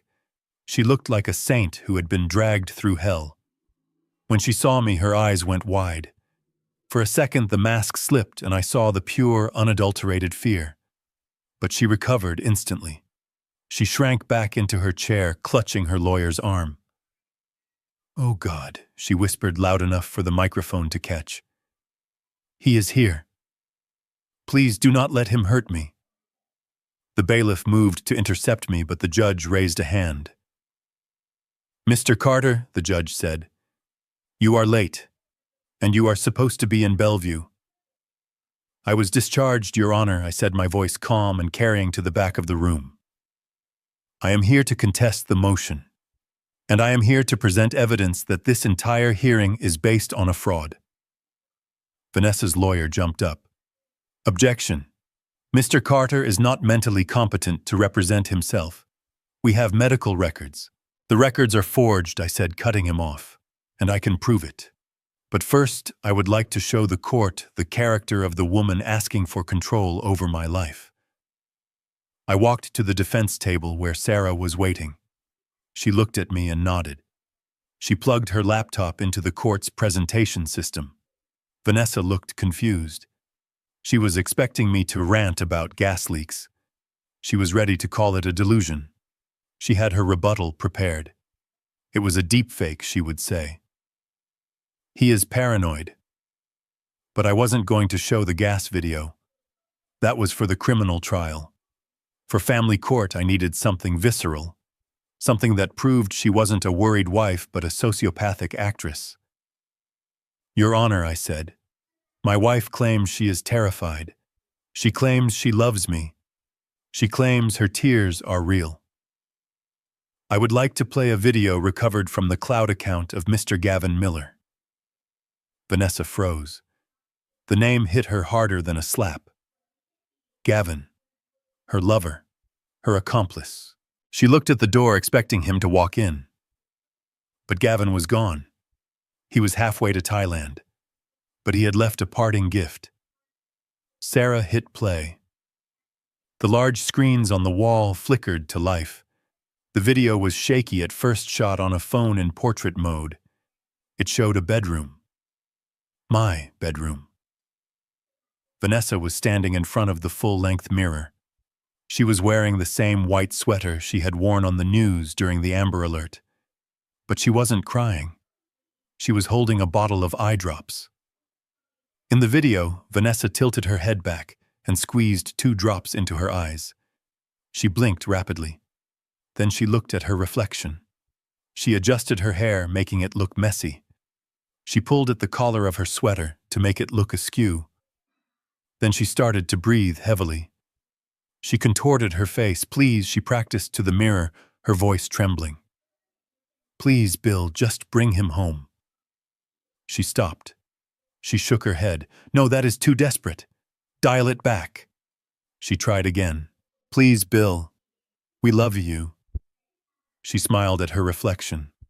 A cold, satisfied smile. Got it, she whispered. That is the money shot. The video ended. The courtroom was silent.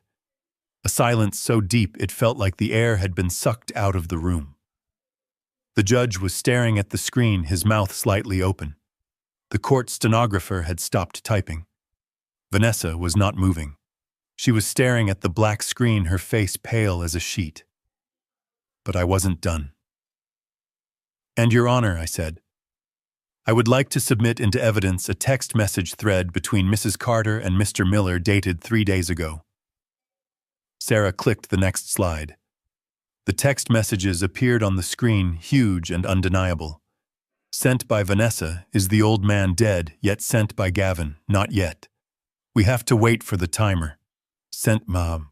Vanessa. I am so sick of this. I am sick of pretending to sleep with him. His skin feels like paper. I just want him gone so we can sell the house and leave. Sent by Vanessa, make sure it looks like an accident. I do not want to deal with an investigation. The collective gasp in the courtroom was audible. Vanessa's lawyer slowly moved his chair away from her, as if she were contagious. I looked at Vanessa. She wasn't crying now. There were no fake tears. There was no performance. There was only the raw, naked hatred of a predator who had been trapped. She stood up. She didn't look at the judge. She looked at me. You bastard, she hissed. You ruined everything. Mrs. Carter, sit down, the judge roared, slamming his gavel. She didn't sit. She lunged. She lunged across the table toward me, her fingers curled into claws. It was a moment of pure madness, a break from reality. The bailiff tackled her before she got halfway. He pinned her to the ground. Get off me, she screamed, kicking and thrashing. It is my money. I earned it. I put up with him for 10 years. It is mine. I stood there straightening my tie.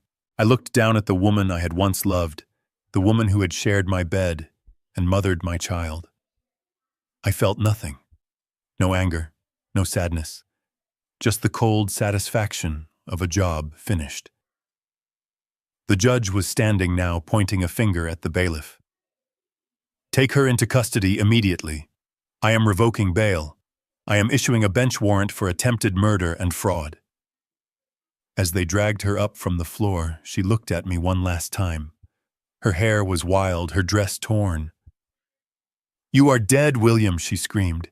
"You hear me? You are dead!" I looked her in the eye. "I am not dead, Vanessa," I said softly. "I am just divorced." They dragged her out of the double doors, her screams echoing down the hallway. The judge looked at me. He looked at the screen where the text messages were still glowing. "Mr. Carter," the judge said, his voice shaking slightly, "the motion for guardianship is denied with prejudice. I am granting you full temporary custody of the minor child, and I am recommending that the district attorney review this evidence for immediate criminal prosecution." "Thank you, Your Honor," I said. I gathered my papers. I nodded to Sarah. We walked out of the courtroom. The hallway was quiet. The air felt cleaner. I had won. But there was one last thing to do. One last nail to hammer into the coffin of her greed. She thought she was fighting for a fortune.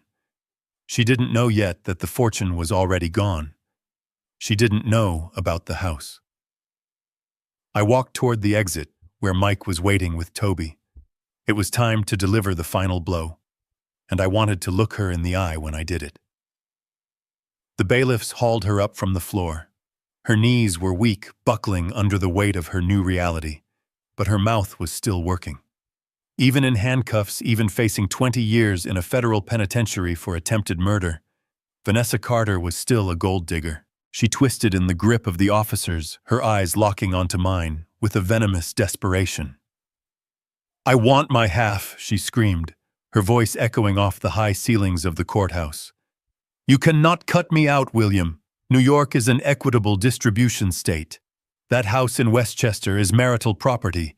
It is worth $4 million. I want my 50%. If I am going to prison, I am going as a rich woman. I will use it to buy the best appeals lawyer in the country. You hear me, old man? I own half of everything." She was frantic, clinging to the one thing she had valued above all else. Money.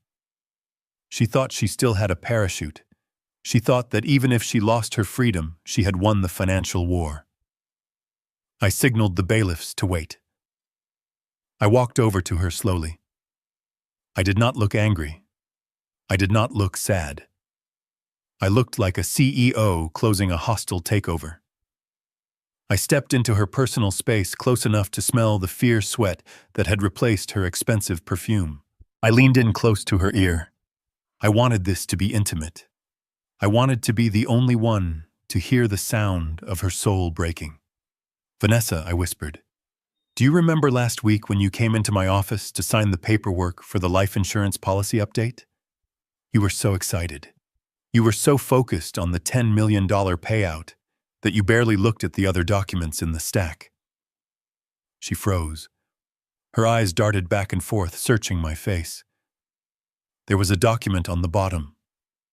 I continued, my voice smooth and cold. It was a quitclaim deed. You signed it, Vanessa. You notarized it. You voluntarily relinquished all claims rights and interest in the Westchester property. Her jaw dropped. "No," she breathed. "That is a lie." "It was recorded this morning at the county clerk office," I said. "The house does not belong to us anymore. It belongs to the Phoenix Group, a limited liability company. And do you know who the sole shareholder of that company is?" I stepped back and pointed at the bench where Mike O'Malley was sitting with his arm around my son. "It belongs to Toby," I said. Vanessa looked at her son. For the first time, she did not see a pawn. She saw the owner of the empire she had tried to steal. "And there is one more thing," I added, delivering the final stroke. "Since you are no longer an owner, you are liable for damages. The Phoenix Group just filed a civil suit against you for the destruction of private property. Specifically, the gas lines you cut and the structural damage you caused during your failed arson attempt. We are suing you for $500,000 in repairs and punitive damages." I smiled. It was the smile of the wolf who had finally eaten the hunter. You are not leaving this marriage with half a house, Vanessa. You are leaving with a $500,000 debt to your own son. You are bankrupt. You are homeless. And you are going to jail. The scream she let out was not human. It was the sound of an animal caught in a trap, realizing the bone is broken. Her legs gave out completely. The bailiffs had to drag her out of the room, her heels scraping against the floor, her wails fading into the distance until the heavy doors slammed shut, sealing her fate. I stood there for a moment in the silence. It was done. The termite had been exterminated. The foundation held. I turned to Sarah Jenkins. She was packing up her laptop, a small, satisfied smile playing on her lips. "Good work, Bill," she said. I nodded. "Send the bill to the trust." I walked over to the bench. Toby jumped down. He looked tired. He looked older than 8, but he looked safe. "Is she gone, Dad?" he asked. "Yes, son," I said, taking his hand. "She is gone. She can never hurt us again." Mike stood up and shook my hand. His grip was firm. "You played a hell of a game, Mr. Carter." "I did not play Mike," I said. "I survived." We walked out of the courthouse together. The heavy oak doors pushed open into the midday sun. The light was blinding after the dim interior of the courtroom. The air was crisp and cold, smelling of exhaust and hot dog carts, the smell of New York City, the smell of life. Reporters were waiting at the bottom of the steps. They shouted my name. They asked for a statement. They wanted the scoop on the billionaire who trapped his murderous wife. I ignored them. I put my sunglasses on. I lifted Toby into the back of the waiting town car. As I climbed in beside him, I looked back at the courthouse one last time. There was no forgiveness in my heart. There was no lingering affection. There was only the cold, hard clarity of justice. I had protected what was mine. I had cut out the rot. I looked at Toby. He was leaning his head on my shoulder. "Dad," he said, "can we go home now?" I smiled. For the first time in days, it was a real smile. "Not to the old house, son," I said. "We are going to find a new home, a fortress, just for us." The car pulled away into the traffic, merging into the stream of the city. I was William Carter. I was 68 years old. I was a single father, and I had never felt stronger. If you enjoyed this story of justice served cold, please like this video and subscribe to the channel. Let me know in the comments if you think Vanessa got what she deserved. And remember, sometimes the person sleeping next to you is the one you need to watch the closest.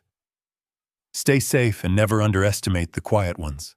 In the world of high-stakes business, I thought I could spot a liar from a mile away, but the most dangerous enemy was sleeping in my own bed.